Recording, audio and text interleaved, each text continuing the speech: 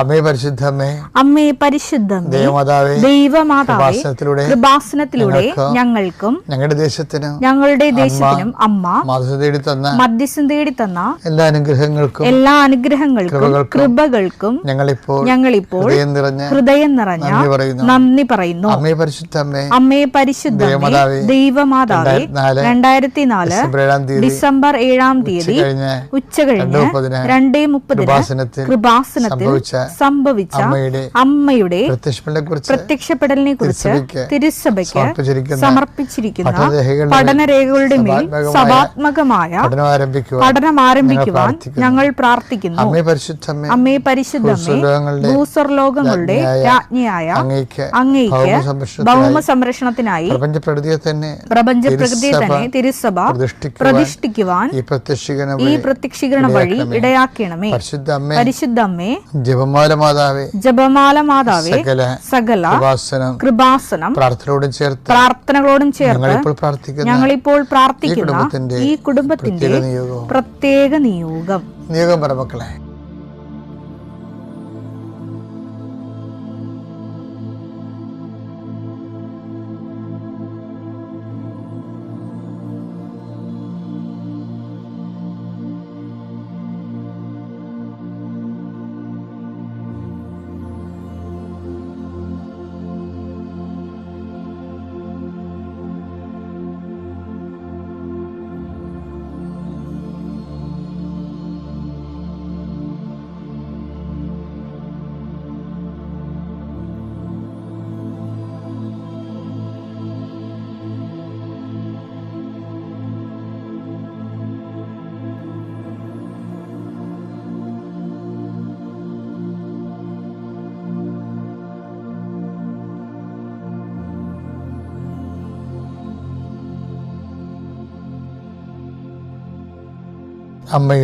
അമ്മയുടെ പ്രത്യക്ഷീകരണത്തിന്റെ ഈ അനുഗ്രഹവേളയിൽ ഞങ്ങൾക്ക് സാധിച്ചു തരുവാൻ കനിയണമേ. ആമേൻ. വിശ്വാസ പ്രമാണം. സർവശക്തനായ പിതാവും ആകാശത്തിന്റെയും ഭൂമിയുടെയും സൃഷ്ടാവുമായ ദൈവത്തിൽ ഞാൻ വിശ്വസിക്കുന്നു. അവിടുത്തെ ഏകപുത്രനും ഞങ്ങളുടെ കർത്താവുമായ ഈശോമിശിഹായിലും ഞാൻ വിശ്വസിക്കുന്നു.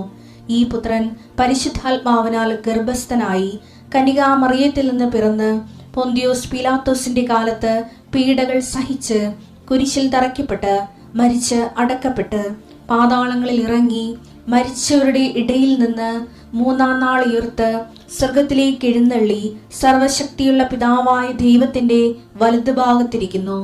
അവിടെ നിന്ന് ജീവിക്കുന്നവരെയും മരിച്ചവരെയും വിധിക്കുവാൻ വരുമെന്നും ഞാൻ വിശ്വസിക്കുന്നു. പരിശുദ്ധാത്മാവിലും ഞാൻ വിശ്വസിക്കുന്നു. വിശുദ്ധ കത്തോലിക്കാ സഭയിലും പുണ്യവാന്മാരുടെ ഐക്യത്തിലും പാപങ്ങളുടെ മോചനത്തിലും ശരീരത്തിന്റെ ഉയർപ്പിലും നിത്യമായ ജീവിതത്തിലും ഞാൻ വിശ്വസിക്കുന്നു. ആമേൻ. സുഖസ്ഥനായ ഞങ്ങളുടെ പിതാവേ, അങ്ങയുടെ നാമം പൂജിതമാകണമേ. അങ്ങയുടെ രാജ്യം വരണമേ. അങ്ങയുടെ തിരുമനസ് സ്വർഗത്തിലെ പോലെ ഭൂമിയിലും ആകണമേ. അന്നു വേണ്ടുന്ന ആഹാരം ഇന്ന് ഞങ്ങൾക്ക് തരണമേ. ഞങ്ങളോട് തെറ്റ് ചെയ്യുന്നവരോട് ഞങ്ങൾ ക്ഷമിക്കുന്നത് പോലെ ഞങ്ങളുടെ തെറ്റുകൾ ഞങ്ങളോടും ക്ഷമിക്കണമേ. ഞങ്ങളെ പ്രലോഭനത്തിൽ ഉൾപ്പെടുത്തരുതേ, തിന്മയിൽ ഞങ്ങൾ രക്ഷിക്കണമേ. ആമേൻ. നന്മ നിറഞ്ഞ മറിയമേ, സ്വസ്തി. കർത്താവ് അങ്ങയുടെ കൂടെ സ്ത്രീകളിൽ അങ്ങ് അനുഗ്രഹിക്കപ്പെട്ടവളാകുന്നു. അങ്ങയുടെ ഉദരത്തിൻ ഫലമായി ഈശോ അനുഗ്രഹിക്കപ്പെട്ടവനാകുന്നു. പരിശുദ്ധ മറിയമേ, തമ്പുരാന്റെ അമ്മേ, പാപികളായ ഞങ്ങൾക്ക് വേണ്ടി ഇപ്പോഴും ഞങ്ങളുടെ മരണസമയത്തും തമ്പുരാനോട് അപേക്ഷിക്കണമേ. ആമേൻ. എൻ്റെ കർത്താവേ, നിന്റെ ഉന്നതമായ നാമത്തെ സ്വസ്ഥം ചെയ്യുന്നു. എൻ്റെ കർത്താവേ, നിന്റെ വിശുദ്ധ പൗരോഹിത്യത്തെ മഹത്വപ്പെടുത്തണമേ. കർത്താവ്, തൊഴിലില്ലാത്തവർക്ക് വേണ്ടിയും തൊഴിൽ നഷ്ടപ്പെടാൻ പോകുന്നവർക്ക് വേണ്ടിയും വിസ പ്രോസസ്സിംഗ് ഇരിക്കുന്നവർക്ക് വേണ്ടിയും വിസ പുതുക്കി കിട്ടാത്തവർക്ക് വേണ്ടിയും പ്രാർത്ഥിക്കുന്ന കർത്താവ്, സ്ഥലം വിറ്റുമാറാനുള്ളവർക്ക് വേണ്ടിയും അതുപോലെ തന്നെ സ്ഥലങ്ങൾ പ്രമാണം ചെയ്യാൻ ഭാഗോടമ്പടി പ്രമാണം ചെയ്യാനും വിൽപ്പത്രങ്ങൾ പ്രമാണം ചെയ്യുന്നതിന് വേണ്ടിയും കർത്താവ്, അത് നടപ്പിൽ വരുന്നതിന് വേണ്ടി പോകുന്ന തടസ്സങ്ങൾക്ക് പരിഹരിക്കപ്പെടുന്നതിന് പ്രമാണ സംബന്ധമായ എല്ലാ തടസ്സങ്ങളും പരിഹരിക്കുന്നതിന് വേണ്ടിയുള്ള നിൻ്റെ യാത്രകൾ, ഗവൺമെൻറ് ഓഫീസുകളിലേക്കുള്ള യാത്രകൾ, ആ വില്ലേജ് ഓഫീസിലേക്കുള്ള യാത്രകൾ, അക്ഷയയിലേക്കുള്ള യാത്രകൾ, ഇങ്ങനെ നിനക്ക് ആവശ്യമായ സർട്ടിഫിക്കറ്റുകൾ നേടിയെടുക്കാൻ വേണ്ടിയുള്ള നിൻ്റെ തത്രപ്പാടുകൾ എല്ലാം നീ അനുഗ്രഹിക്കട്ടെ. ഏതെങ്കിലും നിയമപരമായിട്ട് നിനക്ക് നിൻ്റെ ജീവിതം വീട് വെക്കാൻ പറ്റാതിരിക്കുക, പെരുമയാൻ പറ്റാതിരിക്കുക, അങ്ങനെ എന്തെല്ലാം തടസ്സങ്ങളുണ്ടൊക്കെ ഉണ്ടെങ്കിൽ, ഇടയ്ക്ക് നമ്പർ കിട്ടാതിരിക്കുക, അങ്ങനെ എന്താണ് നീ അനുഭവിക്കുന്ന പ്രയാസം? ചില സാധനങ്ങൾ കയ്യിൽ നിന്ന് പോയിട്ട് കാണാനില്ല, ഇവിടെ വെച്ചെന്നറിയാൻ പാടില്ലാത്ത രീതിയിൽ വിഷമിച്ച് നടക്കുന്ന വ്യക്തിയാകാൻ നീ. ചിലപ്പോൾ കൈ കഴിന്ന് വിട്ടുപോയ പണം തിരികെ കിട്ടാൻ യാതൊരു മാർഗ്ഗമില്ലാത്തത്, അങ്ങനെയുള്ള സത്യങ്ങൾ മറ്റുള്ളവർ അറിഞ്ഞു കഴിഞ്ഞാൽ നിനക്ക് ഭീഷണിയായി തീരുമ്പോൾ നീ വിറങ്ങലിച്ചിരിക്കുന്ന വ്യക്തിയാകാം. കർത്താവ് നിന്നെ ഈ നിമിഷം അനുഗ്രഹിക്കുന്നു. കർത്താവ് നിന്നെ സന്ധിക്കും. ദൈവത്തിനെതിരാവുന്ന നിനക്ക് യുക്തമായി പ്രവർത്തിക്കാൻ ആ സമയത്ത് നിങ്ങൾ എന്താണ് പറയേണ്ടതെന്ന് ആ സമയത്ത് അറിവ് നൽകുന്ന ചെയ്ത കർത്താവിൻ്റെ അഭിഷേക ശക്തി ആ തക്ക സമയത്ത് നിന്നെ സഹായിക്കട്ടെ. ജോബ് 2:10. ദൈവകരങ്ങളിൽ നിന്ന് നന്മ സ്വീകരിച്ച നാം തിന്മ സ്വീകരിക്കാൻ മടിക്കുകയോ? ഇത് ജോബ് ചോദിക്കണല്ല. ഇത് ശരിക്കും പറഞ്ഞാൽ നമ്മുടെ ദൈവസ്നേഹത്തോടെയാണ് ദൈവജനത്തെ അനുധാവനം ചെയ്യുന്നതെങ്കിൽ ദൈവത്തിന് അധികാരമുള്ള വിശ്വാസികളുണ്ട്. ഇപ്പം ജോബിൻ്റെ പുസ്തകം വായിക്കുമ്പോൾ എനിക്കെപ്പോഴും തോന്നിയിരിക്കുന്നത്, ജോബിനെ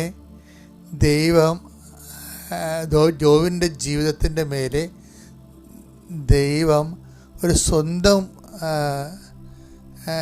വ്യക്തി അല്ലെങ്കിൽ ഒരു പടി എന്ന രീതിയിൽ മറ്റുള്ളവരെക്കാൾ കൂടുതൽ ദൈവം അവൻ്റെ മേലെ സമ്മർദ്ദങ്ങൾ ചെലുത്തുന്നുണ്ട്, സ്വന്തം ഒരു സ്വകാര്യ വസ്തുവിനെ പോലെ.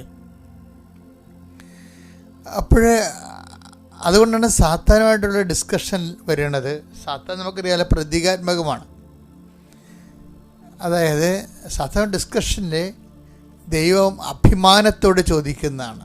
ദൈവത്തിൻ്റെ ഒരു അഭിമാനമാണ് ജോബ്.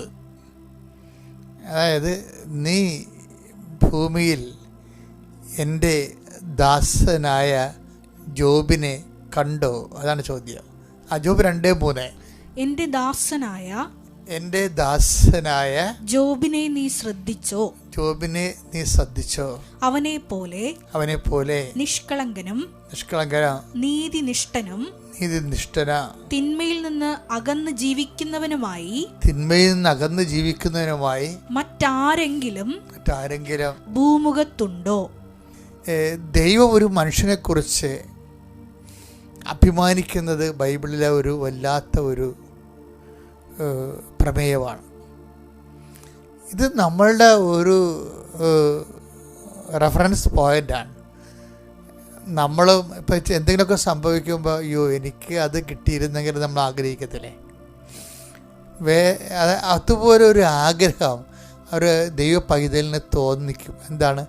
ദൈവം ജോബിനെക്കുറിച്ച് പറഞ്ഞ പോലെ എന്നെക്കുറിച്ച് പറഞ്ഞിരുന്നെങ്കിലെന്ന്. എൻ്റെ ദാസനായ ജോബിനെ നീ കണ്ടോ? എന്നിട്ട് ജോബിൻ്റെ നിഷ്കളങ്കതയും നീതിനിഷ്ഠയും ഒക്കെ ആണ്. പക്ഷെ ആ നീതിനിഷ്ഠ എന്ന് പറയുമ്പോൾ നീതിനിഷ്ഠ എന്നുള്ളത് വലിയൊരു വിഷയമാണ്. ജോബിൻ്റെ നീതിനിഷ്ഠ അടിസ്ഥാനപ്പെടുത്തിയിരിക്കുന്നത് എന്താണ്? അത് ഈ 2:10. ദൈവത്തിൻ്റെ കാര്യം പറയുമ്പോഴും ഈ നീതിശാസ്ത്രം വർക്കൗട്ട് ചെയ്യുന്നുണ്ട്. ദൈവത്തിൽ നിന്ന് നന്മ സ്വീകരിച്ച നമ്മൾ. അത് ഒന്നിനു വായിച്ചത് 2:10. ദൈവകരങ്ങളിൽ നിന്ന് നന്മ സ്വീകരിച്ച നാം തിന്മ സ്വീകരിക്കാൻ മടിക്കുകയോ? അതാണ് നീതി എന്ന് പറയുന്നത്. അതാണ് എൻ്റെ ദാസനെ നീ കണ്ടു. ആ ഭാഗം ഒന്നിനു വായിച്ചേ. ജോബ് 2:3. ജോബ് 2:3 2:10 നമ്മളെ കണക്ഷൻ.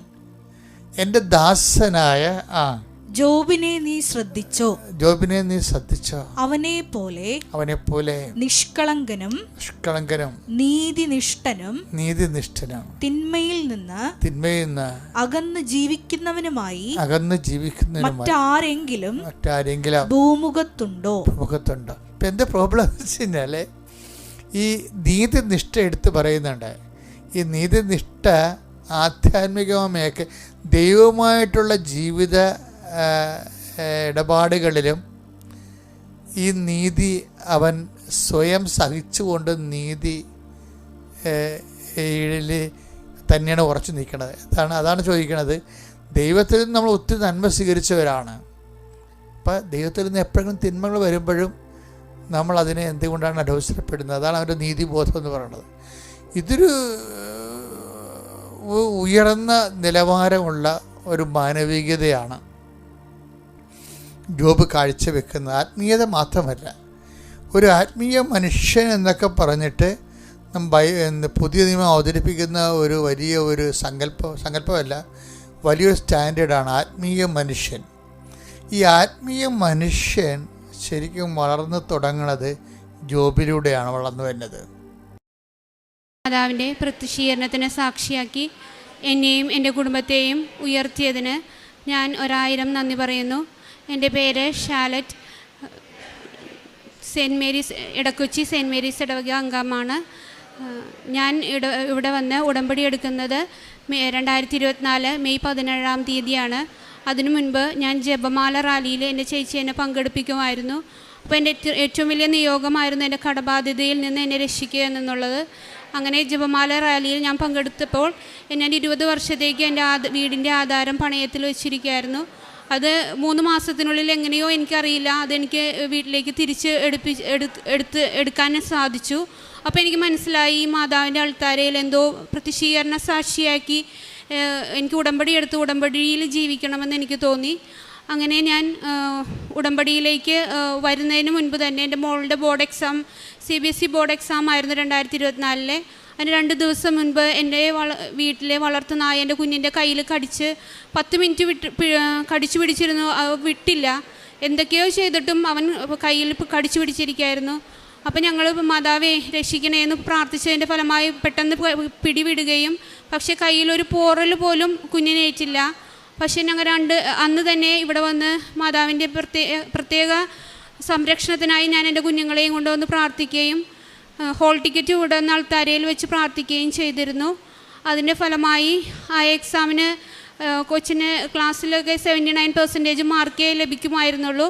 ഫിസിക്സ് എക്സാമിൻ്റെ അന്നാണെങ്കിൽ അവൾക്ക് തീരെ പനിയും ഛർദിലും വന്നിട്ട് അവൾ 1 മണിവരെ ഒന്നും പഠിക്കാൻ സാധിക്കാണ്ട് കിടപ്പായിരുന്നു. പിറ്റേ ദിവസം വർഷം പോയാലും സാരില്ല, കുഞ്ഞല്ലേ വലുതെന്നോർത്ത് ഞാൻ പിറ്റേ ദിവസം ഹോസ്പിറ്റലിലേക്ക് അഡ്മിറ്റ് ചെയ്യാം, എക്സാം എഴുതണ്ട എന്ന് വിചാരിച്ചിരുന്നപ്പോൾ കൊച്ചു കിടക്കുന്ന തലേനടയിൽ ഞാൻ കൃപാസന പത്രം എടുത്തു വയ്ക്കുകയും പ്രാർത്ഥിക്കുകയും ചെയ്തു. അന്ന് തന്നെ വെളുപ്പിനെ 3 മണിയായപ്പോൾ ഒരു പനിയുള്ള കുട്ടിയെപ്പോലെയല്ല അവൾ എണീറ്റ് വന്നത്. വളരെ സ്മാർട്ടായിട്ട് എണീറ്റ് വന്നിട്ട് മമ്മി എനിക്ക് പഠിക്കണം, നാളെ എക്സാം എഴുതണം എന്ന് പറഞ്ഞു. ഞാൻ അതെന്നെ അതിശയിച്ചു പോയി, ഇതെങ്ങനെ സാധിച്ചു എന്ന്. അങ്ങനെ അവൾ പഠിക്കുകയും രാവിലെ വെറുതെ എക്സാം എഴുതിയാൽ മതി, വർഷം പോവില്ലല്ലോ, പാസ്സായോട്ടെ എന്ന് ഓർത്തു. പക്ഷേ അവൾക്ക് 96% മാർക്കോടെ CBSE ബോർഡ് എക്സാമിൽ പാസ്സാവാൻ സാധിച്ചു. അത് ഞാൻ ഉടമ്പടി എടുക്കുന്നതിന് മുൻപ് തന്നെ എനിക്ക് മാതാവ് എന്നെ ഒരുപാട് അനുഗ്രഹങ്ങളിലൂടെ എന്നെ ഇവിടേക്ക് വിളിക്കായിരുന്നു. അതിനുശേഷമാണ് ഞാൻ മെയ് മാസത്തിൽ വന്ന് ഉടമ്പടി എടുത്തത്. ഒരുപാട് നിയോഗങ്ങൾ ഞാൻ ഉടമ്പടിയിൽ വെച്ചിരുന്നു.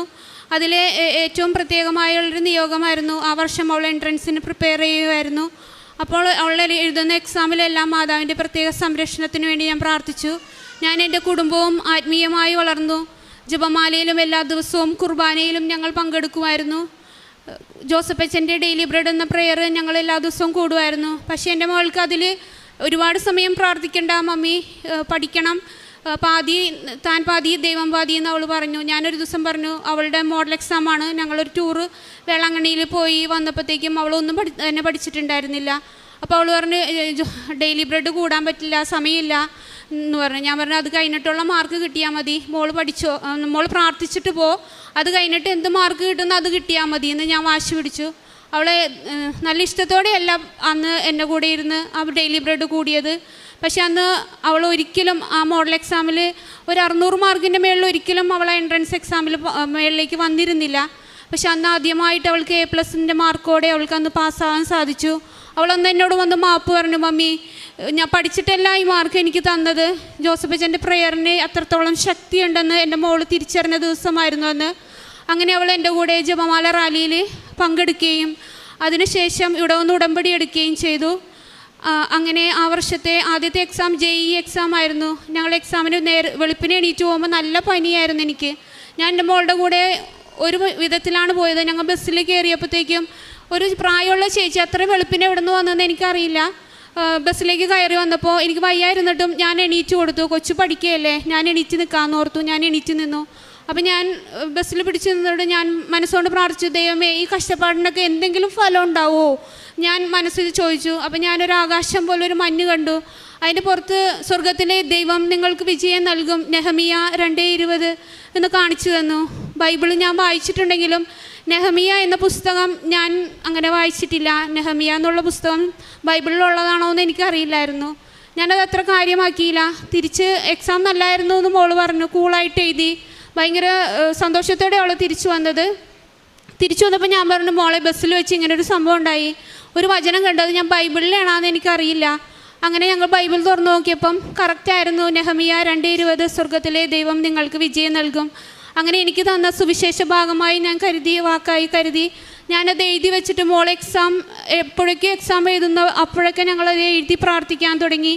അതിനുശേഷം കൊച്ചെഴുതിയ എല്ലാ എക്സാമിനും നല്ല മാർക്കോടെ അവൾക്ക് പാസ്സാകാൻ സാധിച്ചു. പക്ഷേ അവളുടെ ഏറ്റവും വലിയ സ്വപ്നം എന്ന് പറയുന്നത് ഡോക്ടർ ആവുക എന്നായിരുന്നു.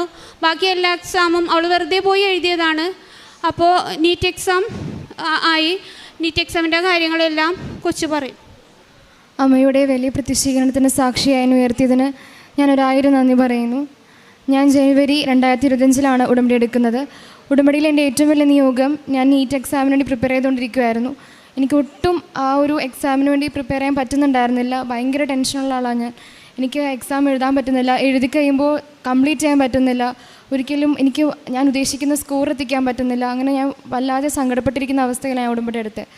ഉടമ്പടി എടുത്തപ്പോൾ അച്ഛൻ്റെ ക്ലാസ്സിൽ പറഞ്ഞു, not by merit but by grace of God. അന്നു മുതൽ ഞാൻ ക്വസ്റ്റ്യൻ പേപ്പർ തരുമ്പോൾ തന്നെ ആ വചനം എഴുതിയിട്ടാണ് ഞാൻ എക്സാം എഴുതാൻ തുടങ്ങുന്നത്. അന്നു മുതൽ എനിക്ക് എക്സാമിന് എനിക്കൊരു കോൺഫിഡൻസ് കിട്ടുന്നത് പോലെ എനിക്ക് തോന്നി ഞാൻ എക്സാം എഴുതുമ്പോൾ. അങ്ങനെ ഞാൻ ഉടമ്പടി എടുത്ത് പ്രാർത്ഥിച്ചു. എല്ലാ ദിവസവും പ്രാർത്ഥിക്കാൻ തുടങ്ങി. അങ്ങനെ നീറ്റ് എക്സാം ആയപ്പോഴേക്കും എനിക്ക് എൻ്റെ ടെൻഷൻ മാറുന്നില്ല. കാരണം എൻ്റെ ആഗ്രഹം അതാണ്. ഒരു വർഷം ഞാൻ റിപ്പീറ്റ് ചെയ്തു. ഇനി എന്ത് ചെയ്യും, എൻ്റെ ഡാഡയും മമ്മി, അങ്ങനെ എനിക്ക് ഒരുപാട് സങ്കടം ഉണ്ടായിരുന്നു. എനിക്ക് എത്തിക്കാൻ പറ്റിയില്ലെങ്കിലോ. എനിക്കൊരു ആഗ്രഹം ഉണ്ടായിരുന്നു, ഈ വർഷം അല്ലാതെ ഞാൻ അടുത്ത വർഷത്തേക്ക് പോകത്തില്ല, എനിക്ക് ഈ വർഷം തന്നെ ഗവൺമെൻറ് MBBS വേണമെന്ന്. അങ്ങനെ ഞാൻ ഉടമ്പടി പുതുക്കാൻ വന്നപ്പോൾ അച്ഛനെ കണ്ട് ബ്ലെസ്സിങ് മേടിച്ചു. അപ്പോൾ അച്ഛനായിട്ട് ബ്ലെസ്സിങ് മേടിക്കാൻ വന്നപ്പോഴേക്കും അച്ഛൻ കുരിശ് കയ്യിൽ തന്നിട്ട് പറഞ്ഞു, 2 ആഗ്രഹങ്ങൾ പറയാൻ പറഞ്ഞു. അപ്പോൾ ഞാൻ ഒന്ന് പറഞ്ഞത് എനിക്ക് നീറ്റിന് ഗവൺമെൻറ് MBBS വേണമെന്നും, രണ്ടാമത് എൻ്റെ അനിയത്തിക്ക് ഞാൻ 10th പഠിക്കുമ്പോൾ മുതൽ മൈഗ്രെയിൻ ഉള്ളതാണ്. MRI സ്കാൻ വരെ എടുത്തിട്ടും അവൾക്ക് വേറൊന്നുമില്ല, മൈഗ്രെയിനാണ്.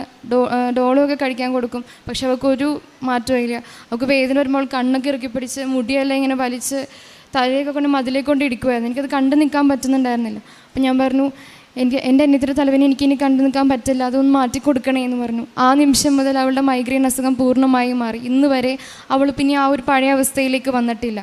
അങ്ങനെ ഞാൻ നീറ്റ് എക്സാം എഴുതാൻ വേണ്ടി പോകുമ്പോൾ കൊണ്ടുപോകാനായിട്ട് അച്ഛൻ എനിക്കൊരു കൃപാസന മാതാവിൻ്റെ ലോക്കറ്റ് തന്നിരുന്നു പ്രാർത്ഥിച്ചുകൊണ്ട്. അങ്ങനെ ഞാൻ എക്സാമിന് പോയപ്പോൾ എനിക്ക് ഭയങ്കര ടെൻഷൻ. ഞാൻ കരഞ്ഞുകൊണ്ടേയിരുന്നേ. അന്നൊരു ദിവസം എണീറ്റത് മുതൽ കരഞ്ഞുകൊണ്ട് എനിക്ക് അത്രയും ടെൻഷൻ. എനിക്ക് അനങ്ങാനും ഒന്നും പറ്റുന്നില്ല. പഠിച്ചതെല്ലാം മറന്നു പോകുന്ന പോലെ തോന്നി. അങ്ങനെ ഒരു അവസ്ഥയിൽ നിന്ന് ഞാൻ വീടിന് പുറത്തോട്ട് ഇറങ്ങിയപ്പോൾ തന്നെ ഒരു അങ്കിളിനെ കണ്ടു. ആ അങ്കിളിൻ്റെ കയ്യിൽ കൃപാസന മാതാവിൻ്റെ ഫോട്ടോയുള്ളൊരു കീ ചെയിനായിരുന്നു ഉണ്ടായിരുന്നത്. അപ്പം അമ്മ പറഞ്ഞു, ഒന്നുകൊണ്ടും പേടിക്കേണ്ട, സഞ്ചാരി മാതാവ് മുമ്പേ പോയിട്ടുണ്ട്, നീ ഒന്നുകൊണ്ടും പേടിക്കേണ്ട, ധൈര്യമായിട്ട് എക്സാം എഴുതിക്കുമെന്ന് പറഞ്ഞു. മെയ് 4-ാം തീയതി ആയിരുന്നു എക്സാം ഡേറ്റ്. അപ്പോൾ 11 മണിക്ക് എക്സാം ഹാളിൽ റിപ്പോർട്ട് ചെയ്യണം. അപ്പോൾ 10 മണിയായപ്പോൾ ഞാൻ എടപ്പള്ളിയിൽ സെയിൻറ്റ് ജോർജ് പള്ളിയിൽ തിരുനാളായിരുന്നു. അപ്പോൾ അവിടെ ചെന്ന് കൃപാസന മാതാവിനെ പത്രം വിതരണം ചെയ്തിട്ടാണ് ഞാൻ എക്സാം ഹാളിലോട്ട് പോയത്. അപ്പോൾ 11 മണിക്ക് ഞാനവിടെ എത്തിയപ്പോഴേക്കും എനിക്ക് കയറാൻ പറ്റുന്നില്ല. എനിക്ക് അത്രയും ഞാൻ കരഞ്ഞുകൊണ്ടിരിക്കുമായിരുന്നു. അപ്പോൾ അമ്മ വിശുദ്ധ തൈലം കൊണ്ട് കുരിശ് വരച്ച് തന്നു, ഉപ്പ് പോക്കറ്റിൽ വെച്ച് തന്നു, പിന്നെ ഉപ്പ് കുറച്ച് തലയിൽ വിതറിയിട്ട് എനിക്ക് കൃപാസന മാതാവിൻ്റെ തേൻ തന്നു. അപ്പോൾ എനിക്ക് പെട്ടെന്ന് ഇങ്ങനെ 2-3 കാര്യങ്ങൾക്ക് ഇങ്ങനെ നോക്കണം എന്ന് തോന്നി. അപ്പോൾ അമ്മ കയറാൻ പറഞ്ഞിട്ട് ഞാൻ കയറാതെ ആ കാര്യങ്ങൾ നോക്കിയിട്ട് എക്സാം ഹാളിലോട്ട് കയറി. എക്സാം ഹാളിലോട്ട് കയറാൻ വേണ്ടി പോയപ്പോഴേക്കും ഫസ്റ്റ് ഇങ്ങനെ ഒരു ചെക്കിംഗ് ഒക്കെ ഉണ്ട്. അപ്പോൾ മെറ്റൽ ഐറ്റംസ് ഒന്നും കയറ്റാൻ പാടില്ല. അപ്പോൾ എൻ്റെ കയ്യിൽ അത് കാരണം തന്നെ ഞാൻ കൃപാസന മാതാവിൻ്റെ കാശുരൂപം പ്ലാസ്റ്റിക് കൊന്തയിൽ കോർത്തിട്ടാണ് ഞാൻ കയറാൻ വേണ്ടി പോയത്. അപ്പോൾ അവർ പറഞ്ഞു, ഇത് അലൗഡ് അല്ല എന്ന് പറഞ്ഞു. നമ്മുടെ കയ്യിൽ കൊടുത്തിട്ട് എനിക്കത് കയറേണ്ടി വന്നു. അപ്പോൾ എല്ലാവരുടെയും ഉടമ്പടി സാക്ഷ്യത്തിൽ ഞാൻ കേൾക്കാറുണ്ട്, അത്ഭുതകരമായിട്ട് കാശുരൂപം കയറ്റാൻ പറ്റും. അപ്പോൾ എനിക്ക് ഭയങ്കര സങ്കടമായി. അപ്പോൾ ഞാൻ എന്താ ഇത്, എനിക്ക് ഒന്നാമത്തെ ടെൻഷനാണ്, എനിക്ക് കാശുരൂപം കയറ്റാൻ പറ്റിയില്ല. അപ്പോൾ എനിക്ക് ഭയങ്കര സങ്കടമായിരുന്നു. പക്ഷേ അമ്മ കൃപാസന മാതാവിൻ്റെ ലോക്കറ്റ് അച്ഛൻ തന്നത് ഉടുപ്പിൽ തുന്നി വെച്ചിട്ടുണ്ടായിരുന്നു. ഞാൻ അത് പിടിച്ച് പ്രാർത്ഥിച്ചുകൊണ്ട് കയറിയപ്പോഴേക്കും ചെക്കിങ്ങിൻ്റെ ഭാഗമായിട്ട് എനിക്ക് പോക്കറ്റ് ചെക്ക് ചെയ്യേണ്ടി വന്നപ്പോഴേക്കും എൻ്റെ പോക്കറ്റിൽ ഉപ്പുണ്ടായിരുന്നു. ഇവർ ശക്തമായിട്ട് പോക്കറ്റ് കൊടുത്തിട്ടും ഞാൻ നോക്കിയിട്ട് ഉപ്പ് പുറത്ത് വന്നില്ല. ഞാൻ നോക്കിയപ്പോൾ ഉപ്പ് അവിടെ തന്നെയുണ്ട്. അപ്പോൾ ഞാൻ ഓർത്തു മാതാവ് എനിക്ക് സമാധാനത്തിനായിട്ട് എൻ്റെ ഉപ്പ് പോകാതിരുന്നതാണ്. എനിക്ക് ഉപ്പ് എക്സാം ഹോളിൽ ക്വസ്റ്റ്യൻ പേപ്പറിന് എഴുതുന്നതിന് മുമ്പ് എനിക്ക് വിതരണം എന്നുള്ള ആഗ്രഹത്തോടുകൂടി ഞാൻ കൈവച്ചിരുന്നു. അത് നഷ്ടപ്പെട്ടില്ലല്ലോ എന്ന് ഓർത്ത് സമാധാനത്തിൽ ഞാൻ കയറി. എക്സാമിലോട്ട് കയറിയപ്പോൾ എനിക്കൊരു ക്രിസ്ത്യൻ സ്കൂളിലാണ് സെൻറ്ററായിട്ട് കിട്ടിയത്. അപ്പോൾ അമ്മയുടെ ഒരു ആഗ്രഹം ഉണ്ടായിരുന്നു ക്രിസ്ത്യൻ സ്കൂളിൽ, അതായത് ഒരു പള്ളി അടുത്തുള്ളിടത്ത് എക്സാം ഹോളിൽ കിട്ടിയ അമ്മ അവിടെ പോയി ഇരുന്നോളാം എന്നുള്ളൊരിത് അമ്മയുടെ ആഗ്രഹമായിരുന്നു. അങ്ങനെയാണ് അവിടെ എനിക്ക് കിട്ടിയത്. അപ്പോൾ അമ്മ പ്രാർത്ഥിച്ചു. എനിക്ക് സെയിൻറ്റ് അഗസ്റ്റിൻ സ്കൂളാണ് കിട്ടിയത് കലൂരിൽ. അപ്പോൾ അവിടെ ചെന്ന് ഞാൻ എൻ്റെ എക്സാമിലോട്ട് കയറിയപ്പോഴേക്കും ഞാൻ ഇരുന്ന് നേരെ നോക്കുമ്പോൾ മാതാവിൻ്റെ ഫോട്ടോ ഞാൻ കാണുന്നത്. മാതാവിൻ്റെ കണ്ണുകൾ എന്നെ നോക്കിയിരിക്കുന്നത് പോലെയായിരുന്നു ആ ഫോട്ടോ. അപ്പോൾ ഞാൻ പ്രാർത്ഥിച്ചുകൊണ്ടിരുന്നു. വേറെ ഒന്നും ഇനി റീകോൾ ചെയ്യാൻ ഒന്നും നിന്നില്ല. ഞാൻ കൊന്തെല്ലിക്കൊണ്ടിരുന്നു. അങ്ങനെ എക്സാം തുടങ്ങാറായി. ക്വസ്റ്റ്യൻ പേപ്പർ വന്നു. ഫസ്റ്റ് ഒരു പേജ് വായിച്ചിട്ട് എനിക്കൊന്നും മനസ്സിലാവുന്നില്ല. ഞാൻ ഫിസിക്സ് ആയിരുന്നു ആദ്യം അറ്റൻഡ് ചെയ്യാൻ തീരുമാനിച്ചിരുന്നത്. അത് നടന്നില്ല. കെമിസ്ട്രി നോക്കി, ബയോളജി നോക്കി. അരമണിക്കൂറോളം എനിക്കൊന്നും എഴുതാൻ പറ്റിയില്ല.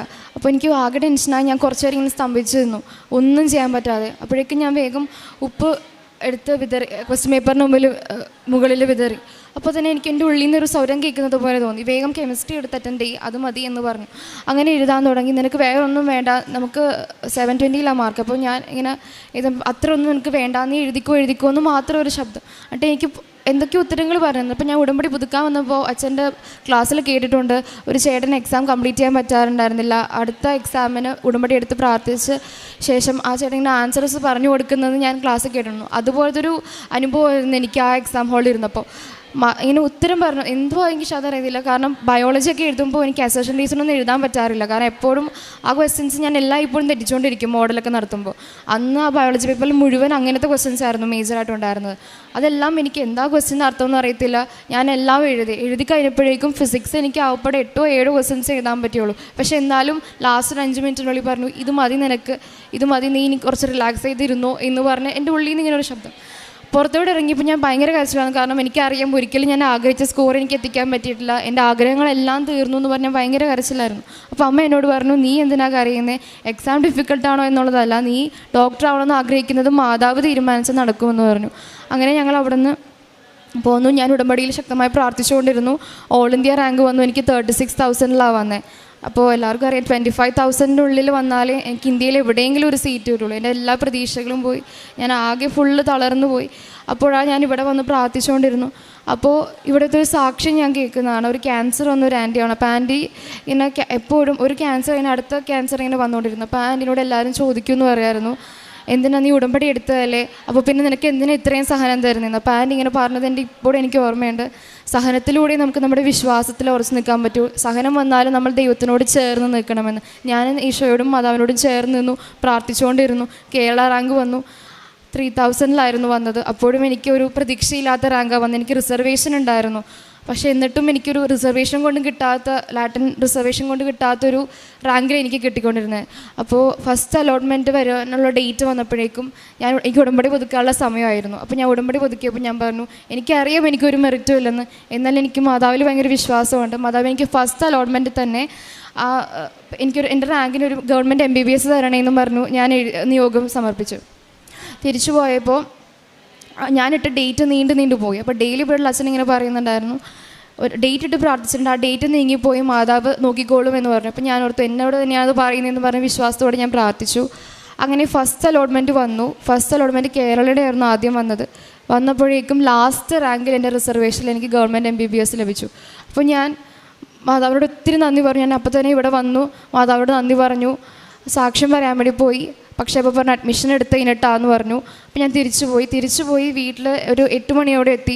8 മണിയോടെ എത്തിയപ്പോൾ തന്നെ പിന്നെ കാണുന്നതിൽ ആ ലിസ്റ്റ് റദ്ദാക്കി, അത് ക്യാൻസൽ ചെയ്തിട്ട് പിന്നെ പബ്ലിഷ് ചെയ്യും എന്ന് പറഞ്ഞു. അപ്പോൾ എനിക്ക് സങ്കടമായി. അപ്പോൾ എല്ലാവരും പറഞ്ഞില്ല പേടിക്കേണ്ട, ഓൾറെഡി വന്നതല്ലേ, അത് തന്നെ ഉണ്ടാവും എന്ന് പറഞ്ഞു.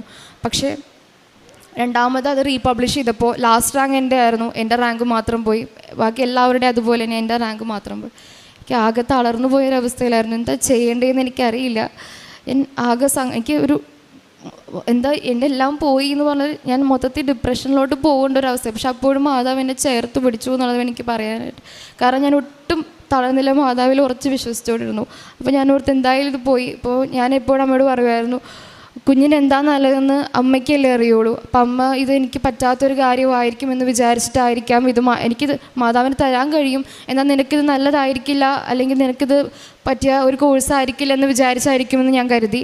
അങ്ങനെ ഞാൻ മെഡിക്കൽ അലൈഡിന് കൊടുത്തു. അപ്പോൾ എനിക്ക് വെറ്റിനറി കിട്ടി തൃശ്ശൂരിൽ. അപ്പോൾ ഞാനോടത്ത് മാതാവ് ഇതായിരിക്കും തീരുമാനിച്ചിരിക്കുന്നതെന്ന് കരുതി അതിൽ മുമ്പോട്ട് പോയി. എന്നാൽ എനിക്ക് ഇനി എൻ്റെ എല്ലാ MBBS എന്നുള്ള സ്വപ്നങ്ങളെല്ലാം നഷ്ടപ്പെട്ട് നിൽക്കുമ്പോഴായിരുന്നു സെക്കൻഡ് റൗണ്ട് വന്നത്. സെക്കൻഡ് റൗണ്ട് കേരളയുടെ സെക്കൻഡ് റൗണ്ട് വന്നപ്പോഴേക്കും ഞാൻ ഇതുപോലെ ടെൻഷൻ അടിച്ച് വന്ന് നിൽക്കുമായിരുന്നു. അപ്പം അമ്മയുടെ പുതുക്കുന്ന സമയമായപ്പോഴേക്കും ഞാൻ അമ്മയുടെ കൂടെ വന്നു. അച്ഛൻ്റെ അടുത്ത് ഇങ്ങനെ കാര്യം പറഞ്ഞു, എനിക്കിങ്ങനെ ആദ്യം വന്നതാ പിന്നെ പോയിന്ന്. അപ്പോൾ അച്ഛൻ്റെ ആ ഒരു ഇടയ്ക്ക് ധ്യാനത്തിൽ പറയുമായിരുന്നു 44 ദിവസത്തിനുള്ളിൽ നിൻ്റെ കാര്യം സാധിക്കുമെന്ന്. അപ്പോൾ അമ്മ ഡേറ്റ് മാർക്ക് ചെയ്ത് വെച്ചിട്ടുണ്ടായിരുന്നു ഇത്. അപ്പോൾ സെപ്റ്റംബർ 25 ആയിരുന്നു ആ ഡേറ്റ്. അന്ന് തന്നെയായിരുന്നു രണ്ടാമത്തെ അലോട്ട്മെൻറ്റ് വരേണ്ടിയിരുന്നത് കേരളയിൽ. അപ്പോൾ ഞാൻ അച്ഛൻ്റെ അടുത്ത് വന്ന് ബ്ലെസ്സിങ്ങിന് ഇങ്ങനെ പറഞ്ഞു, ഇങ്ങനെയാണ് കാര്യം. അച്ഛൻ ശക്തമായി പ്രാർത്ഥിച്ചു എനിക്ക് വേണ്ടി. അങ്ങനെ സെപ്റ്റംബർ 25 എൻ്റെ കേരളയുടെ സെക്കൻഡ് റൗണ്ടിൽ എനിക്ക് MBBS അഡ്മിഷൻ ലഭിച്ചു. ഞാൻ ഇന്നലെ ഞാൻ പോയി അഡ്മിഷൻ എടുത്തിട്ട് ഇന്ന് ഞാൻ സാക്ഷ്യം പറയാൻ വന്നിരിക്കുകയാണ്. ഇനി എവിടെയായാലും ഞാൻ മാതാവിനോട് ചേർന്ന് നിൽക്കും. എന്നെ ഇത്രയും വലിയൊരു സാക്ഷിയായി ഉയർത്തിയതിന് ഞാൻ മാതാവിന് നന്ദി പറയുന്നു. കാരുണ്യ പ്രവർത്തികളായി ഞങ്ങൾ ചെയ്തുകൊണ്ടിരുന്നത് പത്രം വിതരണം ചെയ്യും. അത് പല ഭാഷകളിലായിട്ട് പല പല സ്ഥലങ്ങളിൽ എവിടെ തന്നെയാണെന്ന് ഞങ്ങൾക്ക് തന്നെ അറിയില്ല. ഞങ്ങൾ പോകുന്നിടത്തെല്ലാം കൊണ്ടുപോകും, അവിടെയൊക്കെ കൊണ്ടുപോയി വിതരണം ചെയ്യും. പിന്നെ ഞാൻ നേർന്നിട്ടുണ്ടായിരുന്നു, മാതാവേ അഡ്മിഷൻ കിട്ടിയാൽ ഞാൻ പത്രത്തേക്കാൾ ഉപരി കുറച്ച് ലോക്കറ്റുകൾ വാങ്ങിച്ച്, എപ്പോഴും സ്വീറ്റല്ലേ കൊടുക്കുന്നത് ജയിച്ചു എന്നൊക്കെ പറഞ്ഞു, അതിന് പകരം മാതാവിൻ്റെ ലോക്കറ്റ് വാങ്ങിച്ച് ഞാൻ എല്ലാവർക്കും കൊടുക്കും എന്ന് ഞാൻ നേർന്നിട്ടുണ്ടായിരുന്നു. അങ്ങനെ മാതാവിൻ്റെ ഒരു 50 ലോക്കറ്റ് വാങ്ങിച്ച് ഞാൻ എല്ലാവർക്കും തന്നെ വിതരണം ചെയ്തു. പിന്നെ ഫുഡൊക്കെ എല്ലാവർക്കും കൊടുക്കുമായിരുന്നു. പിന്നെ കൊച്ചു എക്സാം എഴുതാൻ പോകുമ്പോൾ എഴുതുന്നതിന് മുമ്പ് തന്നെ എപ്പോഴും എക്സാം നടക്കുമ്പോൾ മോഡലൊക്കെ നടക്കുമ്പം അവളുടെ കയ്യിൽ ചോറുപൊതി പോയിന് കൊടുക്കും. മോൾ എക്സാം സെൻറ്ററിൽ കയറുന്നതിന് മുൻപ് തന്നെ ഈ ഫുഡ് കൊണ്ടുപോയിട്ട് ആർക്കെങ്കിലും കയ്യിൽ കൊടുത്തിട്ട് വേണം മോൾ ഇത് പോകാൻ എന്ന് പറയും. അങ്ങനെ ഞാൻ പറഞ്ഞു വിടുമായിരുന്നു. ജോസഫച്ചനും പ്രത്യേകം നന്ദി പറയുന്നു. എന്നും ആരോഗ്യവും ആയുസ്സോടും കൂടി എല്ലാവരെയും അനുഗ്രഹിക്കാനുള്ള കൃപ നൽകി. വൈഫ് സപ്ന, മൂത്ത മോൾ നെല്ല, രണ്ടാമത്തെ മകൾ ബെല്ല, മൂന്നാമത്തെ ആൾ എല്ല, ഇത് ജോർജ്. ഇതിൽ രണ്ടാമത്തെ മകളായ ബെല്ലായ്ക്ക് ഉണ്ടായ ഒരു കാർഡിയാക് അറസ്റ്റും അത് കഴിഞ്ഞുണ്ടായ ഒരു ബ്രെയിൻ ഇമ്പാക്റ്റും അതിൽ നിന്ന് അമ്മ മാതാവ് തിരുക്കുമാരനോട് മധ്യസ്ഥത വഹിച്ച് സുഖപ്പെടുത്തിയ ഒരു സാക്ഷ്യം പറയാനാണ് ഞങ്ങൾ ഇന്നിവിടെ നിൽക്കുന്നത്. അമ്മ മാതാവിനും തിരുക്കുമാരനും 1000 നന്ദി. ഈ പരിപാവനമായ അൾത്താരയിൽ ഞങ്ങൾക്ക് നിൽക്കുവാൻ ഒരവസരം ലഭിച്ചതിന്. 2023 ഒക്ടോബർ 17 രാവിലെ പുലർച്ചെ 1 മണിക്ക് എൻ്റെ മോളെ രാത്രി ഉറങ്ങിയിരുന്ന ബെഡിൽ നിന്നും തറയിലേക്ക് വീഴുകയാണ്. ഒരു കാർഡിയാക് അറസ്റ്റായിരുന്നു. ഞങ്ങൾക്കറിയില്ലായിരുന്നു. ഞങ്ങൾ അവളുടെ അടുത്ത് പോയി അവളെ വിളിച്ചപ്പോഴേക്കും അവൾ ഏകദേശം മരിച്ച ഒരവസ്ഥയിൽ, ഒരു ഫീബിൾ ഹാർട്ട് ബീറ്റ് ഉണ്ട്, ആ ഒരവസ്ഥയിലായിരുന്നു. അപ്പോൾ ഉടനെ തന്നെ ഞങ്ങൾക്കറിയാവുന്ന പോലെ CPR ഒക്കെ കൊടുത്തു. കുഞ്ഞിന് ഒരനക്കവുമില്ല. കുഞ്ഞിൻ്റെ ചുണ്ടൊക്കെ നല്ല വെളുത്ത നിറത്തിലോട്ട് വരികയാണ്. അപ്പോൾ തന്നെ ഞങ്ങൾ ആംബുലൻസ് വിളിക്കുകയാണ്. ആംബുലൻസുകാർ ഞങ്ങളോട് CPR കൊടുക്കാൻ പറയുന്നു. ഒരു പ്രയോജനവുമില്ല. പിന്നെ ഒരു 4 ആംബുലൻസുകളാണ് വന്നത്. 2 എമർജൻസി ആംബുലൻസും 2 ഇൻറ്റൻസീവ് കെയർ ആംബുലൻസും വന്നു. അവരെല്ലാവരും കൂടി 1.25 മണിക്കൂറോളം കുഞ്ഞിനെ CPR കൊടുക്കുന്നു. അപ്പം അവസാനം അവർ പറയുന്നത് 1.25 മണിക്കൂർ കഴിയുമ്പം ഒന്നും അവർ വലിയ ഇമ്പ്രൂവ്മെൻറ്റ്സ് കാണുന്നില്ല. ഇതുപോലെ തന്നെ ഒരു ഫീബിൾ ഹാർട്ട് ബീറ്റിൽ അവർ സദേൺ ഹെമിസ്ഫിയറിലെ തന്നെ ഏറ്റവും വലിയ ഒരു ഹോസ്പിറ്റലായ RCH കുഞ്ഞുങ്ങളുടെ ഹോസ്പിറ്റലിലേക്ക് കൊണ്ടുപോവുകയാണെന്ന് പറഞ്ഞു. അപ്പോൾ എന്നോട് പറഞ്ഞു, ഞാൻ വരുന്നില്ലെന്ന് പറഞ്ഞപ്പോൾ എന്നോട് പറഞ്ഞു ഞാൻ വരണം, കുഞ്ഞിന് ലാസ്റ്റ് ഗുഡ് ബൈ പറയാൻ വേണ്ടി കൂട്ടത്തിൽ ചെല്ലണമെന്ന് പറഞ്ഞു. ഞാനപ്പോൾ ഏകദേശം 8 മാസം ഈ മോനെ ഗർഭിണിയായിട്ടിരിക്കുന്ന സമയമായിരുന്നു. എനിക്ക് ഇത് ഒട്ടും അക്സെപ്റ്റ് ചെയ്യാൻ പറ്റുന്നില്ല. കാരണം ഞങ്ങളുടെ വീട്ടിലെ ഏറ്റവും ഹെൽത്തി ആയിട്ടുള്ള മോളാണ്. എല്ലാവർക്കും പനി വന്നാലും അവൾക്കൊരു പനി വരത്തില്ല. ഞങ്ങൾക്ക് എല്ലാവർക്കും ചിക്കൻ പോക്സ് വന്ന് അവൾക്ക് വന്നില്ല. അങ്ങനെയുള്ളൊരു കുഞ്ഞിനെ ഇങ്ങനെ ഒരു ദിവസം കാർഡിയാക് അറസ്റ്റ് വന്നു. അവൾ പോവുകയാണെന്ന് കേട്ടപ്പോൾ എൻ്റെ ഹസ്ബൻഡ് ഈ ആംബുലൻസിൻ്റെ കമാൻഡറിൻ്റെ കൂട്ടത്തിൽ ആ ഹോസ്പിറ്റലിലേക്ക് പോവുകയാണ്. അവിടെ ചെന്നപ്പോൾ ഡോക്ടേഴ്സ് പറഞ്ഞു ബെല്ലായെ കിട്ടാനുള്ള ചാൻസസ് വളരെ കുറവാണ്. ഇവളുടെ ഓപ്പൺ ഹാർട്ട് സർജറി ചെയ്ത് ഇവളുടെ ഒരു ECMO എന്ന് പറയുന്ന ഒരു മെഷീനുണ്ട്, ഞങ്ങൾ കേട്ടിട്ട് പോലുമില്ല, ആദ്യമായിട്ട് കേൾക്കുകയാണ്. അതുമായിട്ട് ബന്ധപ്പെടുത്തി കുഞ്ഞിൻ്റെ ജീവൻ, വെൻറ്റിലേറ്ററിലാണ്, കുഞ്ഞിൻ്റെ ജീവൻ അങ്ങനെ നിലനിർത്തുകയാണെന്ന് പറഞ്ഞു. പിറ്റേ ദിവസം 72 മണിക്കൂർ അങ്ങനെ വെക്കും. അത് കഴിയുമ്പോൾ അറിയാം കുഞ്ഞിനെ കിട്ടുമോ ഇല്ലയോ എന്ന്, ഏതവസ്ഥയിൽ കിട്ടുമെന്ന് അറിയത്തില്ലെന്നും പറഞ്ഞു. പിറ്റേ ദിവസം ഞാൻ കുഞ്ഞിനെ കാണാൻ മക്കളുമായിട്ട് ഹോസ്പിറ്റലിലേക്ക് ചെല്ലുകയാണ്. കുഞ്ഞ് ഒരു മരിച്ച പോലെ ഒരു കുഞ്ഞ് ഇരിക്കുന്നു. എല്ലാ തരത്തിലും ശരീരത്ത് എവിടെയൊക്കെ ഉണ്ടോ അവിടെ എല്ലാം ട്യൂബ്സാണ്. അപ്പം ഞങ്ങൾ നന്നായിട്ട് പ്രാർത്ഥിക്കുന്ന കുടുംബമാണ്. പക്ഷേ ഞങ്ങൾക്ക് കൃപാസനത്തെക്കുറിച്ച് കേട്ടിട്ടുള്ളതല്ലാതെ ഞങ്ങളിവിടെ ഉടമ്പടി എടുക്കുകയോ അങ്ങനത്തെ കാര്യങ്ങളൊന്നും ചെയ്തിട്ടില്ല. അപ്പോഴാണ് അന്ത്യകൂദാശ കൊടുക്കാൻ വേണ്ടി 2 അച്ഛന്മാർ വരികയാണ് ICUവിലേക്ക്. അവരുടെ കൂട്ടത്തിൽ ഞങ്ങളുടെ ചർച്ചിലെ കുറച്ച് ട്രസ്റ്റീസ് അങ്ങനെയുള്ള ലീഡേഴ്സ് ഉണ്ട്. അതിലൊരാൾ എൻ്റെ കയ്യിലേക്ക് ഈ ഉടമ്പടി പത്രം, ഉടമ്പടി വസ്തുക്കളെല്ലാം തന്ന് ആ ബാഗ് എൻ്റെ കയ്യിൽ തരികയാണ്. എനിക്ക് എന്താണെന്ന് ഈ ഒരു അവസ്ഥയായതുകൊണ്ട് മനസ്സിലാകുന്നില്ല. ഞാനത് അവിടെ തന്നെ ICUവിൽ തന്നെ കീപ്പ് ചെയ്തു. അത് കഴിയുമ്പോൾ അത് തന്നു വിട്ടത് ഇവിടെ വന്ന് സാക്ഷ്യം പറഞ്ഞ എൻ്റെ ഒരു ഫ്രണ്ട് രമ്യയാണ്. രമ്യ അപ്പോൾ എന്നെ വിളിച്ച് പിറ്റേ ദിവസം ചോദിക്കുകയാണ്, ഈ ഉടമ്പടി വസ്തുക്കളൊക്കെ യൂസ് ചെയ്യാൻ തുടങ്ങിയോ, ഇത് യൂസ് ചെയ്യണം എന്നൊക്കെ പറയുന്നു. ഞാനത് രമ്യ പറയുന്നത് പോലെ കുഞ്ഞിൻ്റെ നെറ്റിയിൽ തൈലം വരയ്ക്കുന്നുണ്ട്, ഉപ്പിടുന്നുണ്ട്, അങ്ങനത്തെ കാര്യങ്ങളെല്ലാം ചെയ്യുന്നു. അതെല്ലാം കഴിഞ്ഞിട്ട് പിന്നെ രമ്യ തന്നെ അവിടെ വന്ന് എന്നോട് കൂടുതൽ കാര്യങ്ങൾ പറഞ്ഞു തരുന്നു. രമ്യയുടെ കഴുത്തിലിട്ടിരുന്ന കൊന്ത എൻ്റെ കഴുത്തിൽ ഊരി തരുന്നു, കാശ് രൂപ വിട്ടു തരുന്നു. ഈ കാര്യങ്ങളെല്ലാം ചെയ്യുകയാണ്. പിന്നെ ഞങ്ങളെ പ്രത്യക്ഷീകരണ പ്രാർത്ഥനയെല്ലാം ചെല്ലാൻ തുടങ്ങുകയാണ്. ഞങ്ങൾക്ക് തിരി തരുന്നു, ഇതെല്ലാം ചെയ്യുന്നുണ്ട്. പക്ഷേ ഞങ്ങൾ ഉടമ്പടി എടുത്തില്ല. ഉടമ്പടി എടുക്കാൻ ഞങ്ങൾക്ക് അതിൽ പറഞ്ഞിരിക്കുന്ന ആ ഒരു നിബന്ധനകളൊക്കെ ഞങ്ങൾക്ക് പ്രാവർത്തികമാക്കാൻ പറ്റുമോ, ഈ അവസ്ഥയിൽ 2 ആഴ്ച കൂടുമ്പോൾ കുമ്പസാരിക്കാൻ പറ്റുമോ, ഇതൊക്കെ ഞങ്ങൾക്ക് സംശയമായിരുന്നു.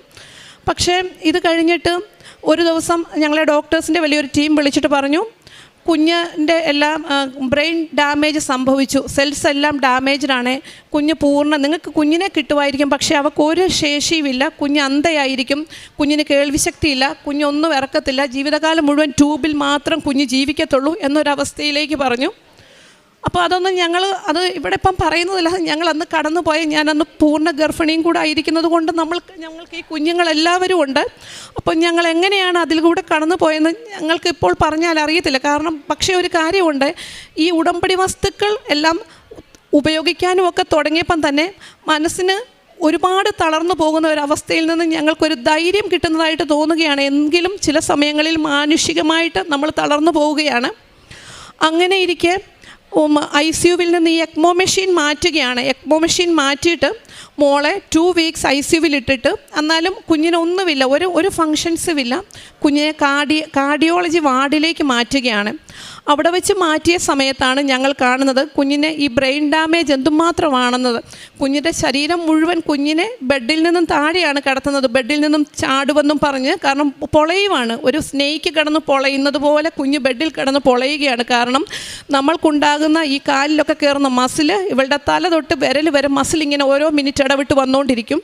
അപ്പം വേദന കൊണ്ട് ഇവൾ ബെഡേ കിടന്ന് കൈയും കാലും താടിയും ഒക്കെ ഇട്ട് ഒരച്ച് ബെഡിലെല്ലാം ബ്ലഡ് പറ്റുവാണ്. അങ്ങനെ ഇരിക്കുമ്പം ഞങ്ങൾ ഇങ്ങനെ എപ്പോഴും പ്രാർത്ഥിക്കും. ഈ പ്രത്യക്ഷീകരണമൊക്കെ ചൊല്ലി മാതാവിനോട് പ്രാർത്ഥിക്കുകയാണ്. ഉടമ്പടി എടുത്തിട്ടില്ല. അമ്മേ മാതാവേ, കുഞ്ഞിനുള്ള മിക്സ്ചർ, ഒരു കോമ്പിനേഷൻസ് വേണം മെഡിസിൻ്റെ, എന്നാലേ കുഞ്ഞിന് ഹീലിംഗ് കുറച്ചെങ്കിലും വേദന കുറയ്ക്കാൻ പറ്റത്തുള്ളൂ.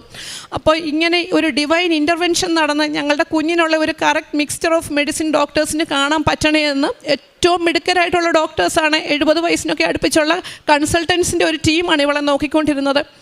അപ്പോൾ അങ്ങനെ നോക്കിക്കൊണ്ടിരുന്നപ്പം പയ്യെ ഇവൾക്ക് ഉള്ള മെഡിസിൻ ഒരു 2-3 ദിവസം കഴിഞ്ഞ്, 2-3 ഒരാഴ്ചയൊക്കെ കഴിഞ്ഞപ്പോഴേക്കും ഇവൾക്കുള്ള മെഡിസിൻ അവർക്ക് മിക്സ്ചർ കിട്ടിയെന്ന് പറഞ്ഞു. എങ്കിലും ഇമ്പ്രൂവ്മെൻറ്റ്സ് ഒന്നും കാണുന്നില്ല, ജീവൻ മുന്നോട്ട് കൊണ്ടുപോകുന്നതേ ഉള്ളൂ. അപ്പോഴാണ് ഒരു 1.5 ആഴ്ചയൊക്കെ ആയപ്പം കുര്യൻ ഒരു രക്ഷയുമില്ല, ഒരു രക്ഷയില്ല, ഒരു ഡോക്ടേഴ്സും പോസിറ്റീവായിട്ട് പറയുന്നില്ല. കുര്യൻ പോയി ഓൺലൈൻ ഉടമ്പടി എടുക്കുകയാണ്. എനിക്കെടുക്കാൻ പറ്റത്തില്ല, കാരണം ഫാസ്റ്റിംഗ് ഒക്കെ ചെയ്യേണ്ട കൊണ്ട്, പ്രഗ്നൻ്റ് ആയതുകൊണ്ടും എനിക്ക് പറ്റാത്ത കൊണ്ട് കുര്യൻ എടുക്കുകയാണ്. അങ്ങനെ ഓൺലൈൻ ഉടമ്പടി എടുത്തു. അതിൻ്റെ ഇടയ്ക്ക് തന്നെ വേറെ ഒരു ഇതുണ്ടായി. കുഞ്ഞിൻ്റെ ഈ ചെസ്റ്റ് അടച്ചു വെച്ചിരുന്നത് മുഴുവൻ ഇൻഫെക്ഷനായിട്ട് ദേഹം മുഴുവൻ നനയുന്നത് പോലെ പസ് വരികയാണ്. ഒരു ദിവസം ദേഹം മുഴുവൻ ഇട്ടിരുന്ന ഉടുപ്പ് മുഴുവൻ പതഞ്ഞ് ചാടുകയാണ് നെഞ്ചിനകത്തുനിന്ന് പസ്. അപ്പോഴും ഇതുപോലെ ഡോക്ടേഴ്സ് വന്നിട്ട് പറഞ്ഞു, കുഞ്ഞിനെ കിട്ടാൻ ഒരു ചാൻസുമില്ല, ഈ ഒരവസ്ഥയാണ്, കുറച്ച് സർജറീസൊക്കെ കൂടെ ഉണ്ട്, അതൊന്നും ചെയ്യുന്നില്ല. കാരണം ബെല്ലയിൽ അതൊന്നും ചെയ്തിട്ട് ഒരു കാര്യവുമില്ല. കാരണം ബെല്ലായെ ഓൾമോസ്റ്റ് നിങ്ങൾക്ക് നഷ്ടപ്പെട്ട് കഴിഞ്ഞു. അപ്പം അവൾക്ക് വേണ്ടി ഇനി ഒന്നും ചെയ്യുന്നതിൽ കാര്യമില്ലെന്ന് പറഞ്ഞു. പക്ഷേ ഇതെല്ലാം ഇങ്ങനെല്ലാം വരുമ്പോൾ ഞങ്ങൾക്ക് ഈ ഓൺലൈൻ ഉടമ്പടി എടുത്തതുകൊണ്ട് കൂടുതൽ മാനസികമായിട്ട് ധൈര്യം കിട്ടാനും പ്രാർത്ഥനയിൽ മാത്രം അത്ഭുതങ്ങൾ സംഭവിക്കും എന്ന് ഉറച്ച് വിശ്വസിക്കാനും മനസ്സിലിങ്ങനെ നമുക്ക് തോന്നുകയാണ്. ഞങ്ങൾ അടുത്തിരുന്ന് എപ്പോഴും അച്ഛൻ പറയുന്നത് പോലെ ഉടമ്പടി ധ്യാനങ്ങളും ഈ കൃപാസനത്തിലെ ടോക്കുകളും എല്ലാം കുഞ്ഞിൻ്റെ അടുത്ത് വെച്ച് തന്നെ ബെഡിൻ്റെ അടുത്തിരുന്ന് കേൾക്കാൻ തുടങ്ങി. അങ്ങനെ ഒരു ദിവസം അത് കഴിഞ്ഞ് ഈ പസ്സിൻ്റെ സമയത്ത് കുഞ്ഞിനെ ഡോക്ടേഴ്സ് ഓപ്പറേഷൻ തിയേറ്ററിലേക്ക് മാറ്റുകയാണ്, പസ് മാറ്റാൻ വേണ്ടി. ആ സമയത്ത് ഞാൻ കൊന്ത ചൊല്ലിക്കൊണ്ടിരുന്നപ്പോൾ ഞാനും എൻ്റെ മൂന്നാമത്തെ കുഞ്ഞുമുണ്ട്, 3.5 വയസ്സുള്ള, എനിക്ക് ഭയങ്കരമായിട്ടും സുഗന്ധം കിട്ടുകയാണ്. അപ്പോൾ ഞാൻ ഓർത്തു എനിക്ക് മാനസികമായിട്ട് ഇങ്ങനെ അച്ഛൻ പറയുന്നത് കൊണ്ട് തോന്നലായിരിക്കുമെന്നും കൊണ്ടിരുന്നപ്പോൾ എന്നോട് 3.5 വയസ്സുള്ള മോള് ചോദിച്ചു, മമ്മ വാട്ട്സ് ദാറ്റ് ബ്യൂട്ടിഫുൾ സ്മെല്ലെന്ന് ചോദിച്ചു. അപ്പോൾ എനിക്ക് മനസ്സിലായി ശരിക്കും ഇവിടെ ഇനി ഒരു അത്ഭുതം നടക്കും. ഒന്നുമില്ലാത്തടത്തുനിന്ന് ഞങ്ങൾക്ക് മകളെ ഏതെങ്കിലും ഒരു അവസ്ഥയിൽ ഞങ്ങൾക്ക് അവൾക്ക് കാഴ്ച കിട്ടണമെന്നും അവളുടെ പെടലിയൊക്കെ ഒടിഞ്ഞു കിടക്കുകയാണ്, വായിക്കൂടെ എപ്പോഴും സലൈവ ഒഴുകും, 1.5 മിനിറ്റ് കൂടുമ്പോൾ ഞങ്ങളത് സക്ഷൻ ചെയ്ത് വലിക്കണം, അല്ലെങ്കിൽ അവളിങ്ങനെ കണ്ണൊക്കെ പുറത്തോട്ട് തള്ളി വല്ലാത്തൊരവസ്ഥയാകും. ഞങ്ങളുടെ കുഞ്ഞിനെ കാണാൻ വന്നവരൊക്കെ ഒന്ന് കാണാൻ വന്നിട്ട് വരത്തില്ല, കാരണം അത്രയ്ക്ക് ഭീകരമായിരുന്നു അവസ്ഥ. ആർക്കും കണ്ടു നിൽക്കാൻ മനുഷ്യർക്ക് പറ്റാത്ത ഒരവസ്ഥയായിരുന്നു. അവിടെ നിന്നും ഞങ്ങൾ ഇത് കഴിഞ്ഞ് കൊണ്ടുവന്നപ്പം കുഞ്ഞിൻ്റെ കണ്ണിൻ്റെ അടിയെല്ലാം കറുത്ത് വേറെ ഒരു രൂപത്തിലിരിക്കുകയാണ്. അപ്പോഴും ഞങ്ങൾ അടി ഉറച്ച് വിശ്വസിച്ച് പ്രാർത്ഥിക്കുകയാണ്. പക്ഷെ ഒരുപാട് പേരിങ്ങനെ ഞങ്ങളെ വിളിച്ച് ഇമോഷണലി ഞങ്ങൾക്ക് സപ്പോർട്ട് തരികയാണ്, തളരരുത്. അങ്ങനതൊക്കെ അമ്മ മാതാവ് ഞങ്ങൾക്ക് വേണ്ടി ഒരു മാലാഖ വൃന്ദത്തെ ഞങ്ങളുടെ അടുത്ത് ഒരുക്കിയ പോലാണ് എപ്പോഴും വിളിച്ചുകൊണ്ടിരിക്കും. അങ്ങനെ ഒരു ചേച്ചി പറഞ്ഞു, വിശുദ്ധ ഗ്രന്ഥം അച്ഛൻ പറയുന്ന പോലെ 1/2 മണിക്കൂറല്ല, ഞങ്ങൾ 1-2 മണിക്കൂർ വിശുദ്ധ ഗ്രന്ഥം വായിക്കും, കാരണം വേറെ ഒന്നുമില്ല ഞങ്ങൾക്ക് ചെയ്യാൻ, കൊന്ത ചെല്ലും. അങ്ങനെ ഇരുന്നപ്പം ഒരു ചേച്ചി വിളിച്ചിട്ട് പറഞ്ഞു, മോളെ വിശുദ്ധ ഗ്രന്ഥത്തിൽ വിശുദ്ധ മത്തായിയുടെ സുവിശേഷം 8-9 അധ്യായം ഇരുന്ന് നീ വായിക്കണം. ഈശോ നടത്തിയ ഹീലിങ്സ് ആണ് അതിനകത്ത് മുഴുവൻ. ഇവളുടെ പോലെ തന്നെ അതിനകത്ത് ഈശോ അന്ധനെ സുഖമാക്കുന്നു, തളർവാദ രോഗിയെ സുഖമാക്കുന്നു. ഇത് ഞങ്ങൾ കണ്ടിന്യൂസ്ലി വായിക്കാൻ തുടങ്ങി, എന്നും വായിക്കും. പിന്നെ ഒരു ദിവസം അച്ഛൻ്റെ ടോക്ക് കേൾക്കുമ്പം അച്ഛൻ അതിനകത്ത് ഇവളുടെ താടിയെല്ലാം മുഴുവൻ പൊട്ടിയിരിക്കുകയാണ്, താടി മുഴുവൻ ഒരച്ചൊരച്ച് അച്ഛൻ പറയുകയാണ്, താടി മുഴുവൻ മുറിഞ്ഞിരിക്കുന്ന ഒരു കുഞ്ഞിനെ അമ്മ മാതാവ് സുഖപ്പെടുത്തുന്നതായിട്ട്. അപ്പം തന്നെ എൻ്റെ മമ്മി ഇവിടെ വന്ന് ഞങ്ങൾക്ക് ഉടമ്പടി വസ്തുക്കൾ കിട്ടാൻ വേണ്ടി മമ്മി വന്ന് ഉടമ്പടി എടുത്തായിരുന്നു. ആ ഉടമ്പടി വസ്തുക്കൾ മുഴുവൻ എൻ്റെ ബ്രദറിൻ്റെ കയ്യിൽ അങ്ങോട്ട് കൊടുത്തു വിട്ടായിരുന്നു. അപ്പം മമ്മിയും ഞാനും ഇത് ഒരേ സമയം കേൾക്കുകയാണ്. ഞാനിത് കേട്ട് ഉടനെ തന്നെ മമ്മിയുടെ കോള് വരികയാണ്, അച്ഛൻ നമ്മുടെ കുഞ്ഞിൻ്റെ കാര്യമാണ് പറഞ്ഞത്. ഞാൻ പറഞ്ഞു, അങ്ങനെ ആയിരിക്കുമോ മമ്മി, നമ്മുടെ കുഞ്ഞിനെ അത്രയൊക്കെ ഹീലിംഗ് നടക്കുമോ ഈ ഒരവസ്ഥയിൽ? അപ്പം മമ്മി പറഞ്ഞു, അച്ഛൻ പറയുന്നത് നമ്മൾ വിശ്വസിക്കണം, വിശ്വസിച്ചാലേ ഇമ്പ്രൂവ്മെൻറ്റ്സ് വരത്തുള്ളെന്നാണ്. ഞങ്ങൾ അങ്ങനെ തന്നെ വിശ്വസിച്ച് പ്രാർത്ഥിച്ചു. അത് കഴിഞ്ഞപ്പോൾ ഞങ്ങളുടെ എൻ്റെ അനിയത്തി വിളിച്ചിട്ട് പറയുന്നു, പഴയ വീഡിയോസൊക്കെ ബെല്ലായെ കാണിക്കാൻ ഒന്നുമില്ല ചെയ്യാൻ. ഞങ്ങൾ ഇങ്ങനെ കിടക്കുന്ന കുഞ്ഞിനെ പഴയ വീഡിയോസ് ഒരു സൈഡ് മുഴുവൻ അവളുടെ ഇടതുവശം മുഴുവൻ തളർന്നു പോയായിരുന്നു, വലതുവശവും പയ്യെ തളരാൻ തുടങ്ങുകയാണ്. കാരണം കൈയൊക്കെ കമ്പി പോലും വളഞ്ഞിരിക്കുക, നിവർത്തിയാൽ ഒടിഞ്ഞു പോകും, വിരലുകളൊക്കെ പൂ പോലും ഇങ്ങനെയൊക്കെ ആയിരിക്കുന്നത്. അപ്പം അവൾ പയ്യെ മരിച്ച് നമുക്ക് മരണമെന്ന് പറഞ്ഞാലും അത് നമുക്ക് മരിച്ചു പോയി, ഈശോയുടെ അടുത്ത് പോയെന്ന് പറയാം. ഇത് അങ്ങനെയല്ല, അതിലും ഭീകരമായിരുന്നു. അപ്പം അവിടെ നിന്നും ഞങ്ങൾ ഇങ്ങനെ മമ്മി പറഞ്ഞതനുസരിച്ച് അങ്ങനെ തന്നെ വിശ്വസിച്ച് പ്രാർത്ഥിക്കുന്നു. ഉടമ്പടി വസ്തുക്കളെല്ലാം ഈ സമയത്തെല്ലാം പറയേണ്ട കാര്യം, അവളെ തുടയ്ക്കുന്ന വെള്ളത്തിലും അവളുടെ ശരീരത്തുമെല്ലാം ഞങ്ങൾ തൈല്, ഉപ്പ് എല്ലാം കൊടുക്കും. തേൻ മാത്രം കൊടുക്കാൻ പറ്റത്തില്ല, കാരണം മൂക്കിൽ കൂടെ ട്യൂബ് ഇട്ടേക്കുവാണ്, തേൻ നാവി തൊടാൻ പറ്റത്തില്ല. പക്ഷേ ബാക്കി കാര്യങ്ങളെല്ലാം കാശുരൂപം വെച്ച് പ്രാർത്ഥിക്കുന്നു, എല്ലാ കാര്യങ്ങളും നടക്കുന്നു. അങ്ങനെ എന്നോട് ഈ രമ്യയെ വിളിച്ചിട്ട് പറഞ്ഞു, ഞാൻ പറഞ്ഞു, രമ്യയെ അടുത്ത വർഷത്തെ പ്രസിദ്ധന്തിയായിട്ട് കുഞ്ഞിനെ മാതാവിൻ്റെ 8 നോയമ്പിന് വെച്ചിട്ടുണ്ട്. അന്ന് എൻ്റെ കുഞ്ഞിന് കാഴ്ചയുണ്ടായി, പെടലി നേരെ ഇരുന്ന് വീൽ ചെയറെ കൊണ്ടുപോകാൻ പറ്റിയാൽ മതിയെന്ന് പറഞ്ഞു.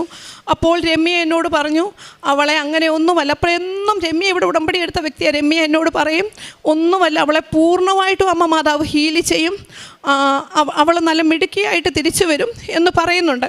അപ്പം അങ്ങനെ ഇരിക്കുമ്പം ഇവളുടെ പയ്യെ ഇവൾ ചിരിക്കാൻ തുടങ്ങുന്നു, ഒത്തിരി ഇമ്പ്രൂവ്മെൻറ്റ്സ് കാണാൻ തുടങ്ങുകയാണ്. അങ്ങനെ ഡിസംബർ 25 ഡേറ്റ് ഇട്ട് പ്രാർത്ഥിക്കാൻ പറഞ്ഞു. ഡിസംബർ 25 ആയപ്പം അവൾ കംപ്ലീറ്റ്ലി, ഡോക്ടർമാർക്ക് പോലും അതിശയമാണ്, അവൾ നോർമലായി വരികയാണ്. പയ്യെ സംസാരിക്കും, ചെറിയ വാക്കുകളൊക്കെ. പക്ഷേ ട്യൂബ് ഫീഡ് വേണമെന്ന് പറഞ്ഞു. ഞങ്ങളോട് പറഞ്ഞു, മൂക്കിലെ ട്യൂബ് മാറ്റിയിട്ട് അവൾക്ക് സ്റ്റൊമക്കിൽ കൂടെ ട്യൂബ് ഇടാമെന്ന് പറഞ്ഞു. അപ്പം ഞങ്ങൾക്ക് അതുകൂടെ ഒന്ന് മാറി കിട്ടണമെന്നായിരുന്നു. പിന്നെ കാല് ഒരു രക്ഷയില്ല, കാലെല്ലാം ഇങ്ങനെ ആയി പോയായിരുന്നു, താഴോട്ട് ഇങ്ങനെ തൂങ്ങിക്കിടക്കുക. അതൊക്കെ ഞങ്ങളോർത്ത് വീൽ ചെയറിലാണെങ്കിലും മോളെ കൊണ്ട് നടക്കാം എന്നുള്ള ഒരു ഇതിലായിരുന്നു. അപ്പം ആ കാലിൻ്റെ കാര്യം ഒഴികെ ഈ ട്യൂബാണ് പിന്നെ ഉണ്ടായിരുന്നത്. അപ്പോഴാണ് ഒരു ദിവസം ഇങ്ങനെ വന്ന് അവർ ഞങ്ങളോട് ഇങ്ങോട്ട് പറയുകയാണ് ഓരോ കാര്യങ്ങൾ. ഒരു രക്ഷയില്ലെന്ന് പറഞ്ഞ കുഞ്ഞിൻ്റെ ട്യൂബ് മാറ്റിയിട്ട് നമുക്ക് കുറച്ച് കട്ടിയുള്ള വെള്ളം കൊടുത്തു നോക്കാം. അതവൾ സ്വാളോ ചെയ്യാൻ തുടങ്ങി. പിന്നെ കുഞ്ഞു ഫ്രൂട്ട് പ്യൂരീസൊക്കെ കൊടുക്കാൻ തുടങ്ങി. അതൊക്കെ അവൾ ചെയ്യുന്നുണ്ട്. അങ്ങനെ ആ കാര്യങ്ങളും വന്ന് അവർ ട്യൂബും കംപ്ലീറ്റ്ലി മാറ്റുകയാണ്. അതെല്ലാം കഴിഞ്ഞ് പിന്നെ ഞങ്ങൾ വീൽ ചെയറിൽ വെച്ച് പുറത്തോട്ട് ഇറക്കാൻ തുടങ്ങുകയാണ്. ഇതിൻ്റെ ഇടയ്ക്കൊക്കെ ഒരുപാട് കാര്യങ്ങൾ മെഡിക്കലി നടക്കുന്നുണ്ട്. ഡോക്ടേഴ്സിൻ്റെ ഒരുപാട് ടീംസ് വർക്ക് ചെയ്യുന്നുണ്ട്, എല്ലാം ഉണ്ട്. പക്ഷേ ഞങ്ങളുടെ എല്ലാ കാര്യങ്ങളിലും ഞങ്ങൾ പ്രാർത്ഥനയിലാണ് പൂർണ്ണമായിട്ടും വിശ്വസിച്ച്. പ്രത്യക്ഷീകരണ പ്രാർത്ഥന, ഉടമ്പടി പ്രാർത്ഥന എല്ലാം കറക്റ്റായിട്ട് ചെയ്യുന്നു. ഞങ്ങളുടെ ഹോസ്പിറ്റലിൽ 2 ചാപ്ലെയിൻസ് ഉണ്ട്. അവർ ഞങ്ങൾക്ക് തീരുമം ഹോളി യൂക്രിസ്റ്റ് കൊണ്ട് മുറി വെച്ച് തരുന്നു. നമ്മൾ പ്രാർത്ഥിക്കുന്നവരാണെന്ന് കണ്ടു കഴിഞ്ഞാൽ അവരങ്ങനെയെല്ലാം സപ്പോർട്ട് ചെയ്യും. ഞങ്ങൾക്ക് പറ്റുമ്പോൾ ഞങ്ങൾ കുർബാന ഓരോരുത്തർ പോയി പള്ളിയിൽ പോയി കാണും, അല്ലാത്തപ്പോൾ ഓൺലൈൻ കുർബാന വെച്ച് കാണും. 2 ആഴ്ച കൂടുമ്പോൾ ഇടവക പള്ളിയിൽ പോയി കുമ്പസാരിക്കാറുണ്ടായിരുന്നു. അങ്ങനെയെല്ലാം കഴിഞ്ഞ് മോളെ ആ സമയത്ത് തന്നെ ഞാനിങ്ങനെ ഗർഭിണിയായതുകൊണ്ട് ഞങ്ങൾ കുഞ്ഞിനൊന്നും വരല്ല. കാരണം ഈ ഡോക്ടേഴ്സിൻ്റെ ടീം തന്നെ എൻ്റെ വയറ്റിലുള്ള കുഞ്ഞിനും ഇവർക്ക് അരിത്മിയ എന്ന് പറയുന്ന ഒരു കണ്ടീഷനാണ്. അപ്പോൾ ഉണ്ടാകാൻ പോകുന്ന കുഞ്ഞിനും അങ്ങനെയുള്ള കണ്ടീഷനാണെന്നുകൊണ്ട് എക്കോ, ECG ഇങ്ങനെ എല്ലാം ചെയ്തുകൊണ്ട് കുഞ്ഞിനും ഇരിക്കുകയാണ്. അപ്പോൾ ഞങ്ങൾക്കുള്ള ഒരേ ഒരു പ്രശ്നം, ഈ ഇവൾ കിടക്കുന്ന ഹോസ്പിറ്റലിൽ നിന്നും കുറേ ദൂരെയാണ് എന്നെ കാണിക്കുന്ന ഹോസ്പിറ്റൽ. അങ്ങോട്ട് ഇവൾക്ക് ബോധം വന്നപ്പം തൊട്ട് ഞാൻ എപ്പോഴും അടുത്ത് വേണം. അപ്പം ഞാനൊരു ഇതിന് പോയി കഴിഞ്ഞാൽ ഏകദേശം ഒരു 3/4 ദിവസത്തോളം എൻ്റെ അപ്പോയിൻമെൻറ്റ്സുമായിട്ട് പോകും. അപ്പം ഇവളുടെ ഹോസ്പിറ്റലിന് തൊട്ടടുത്ത് വോക്കബിൾ ഡിസ്റ്റൻസിലുള്ള ഒരു ഹോസ്പിറ്റലിലോട്ട് എനിക്ക് മാറ്റി തരാമോ എന്ന് ചോദിച്ചപ്പോൾ അവർ പറഞ്ഞു, ഇതിപ്പം തീരാറായല്ലോ, ഡെലിവറി നടക്കാറായി, അത് കാരണം ഇനി മാറ്റി തരാൻ ബുദ്ധിമുട്ടാണ് എന്ന് പറഞ്ഞു.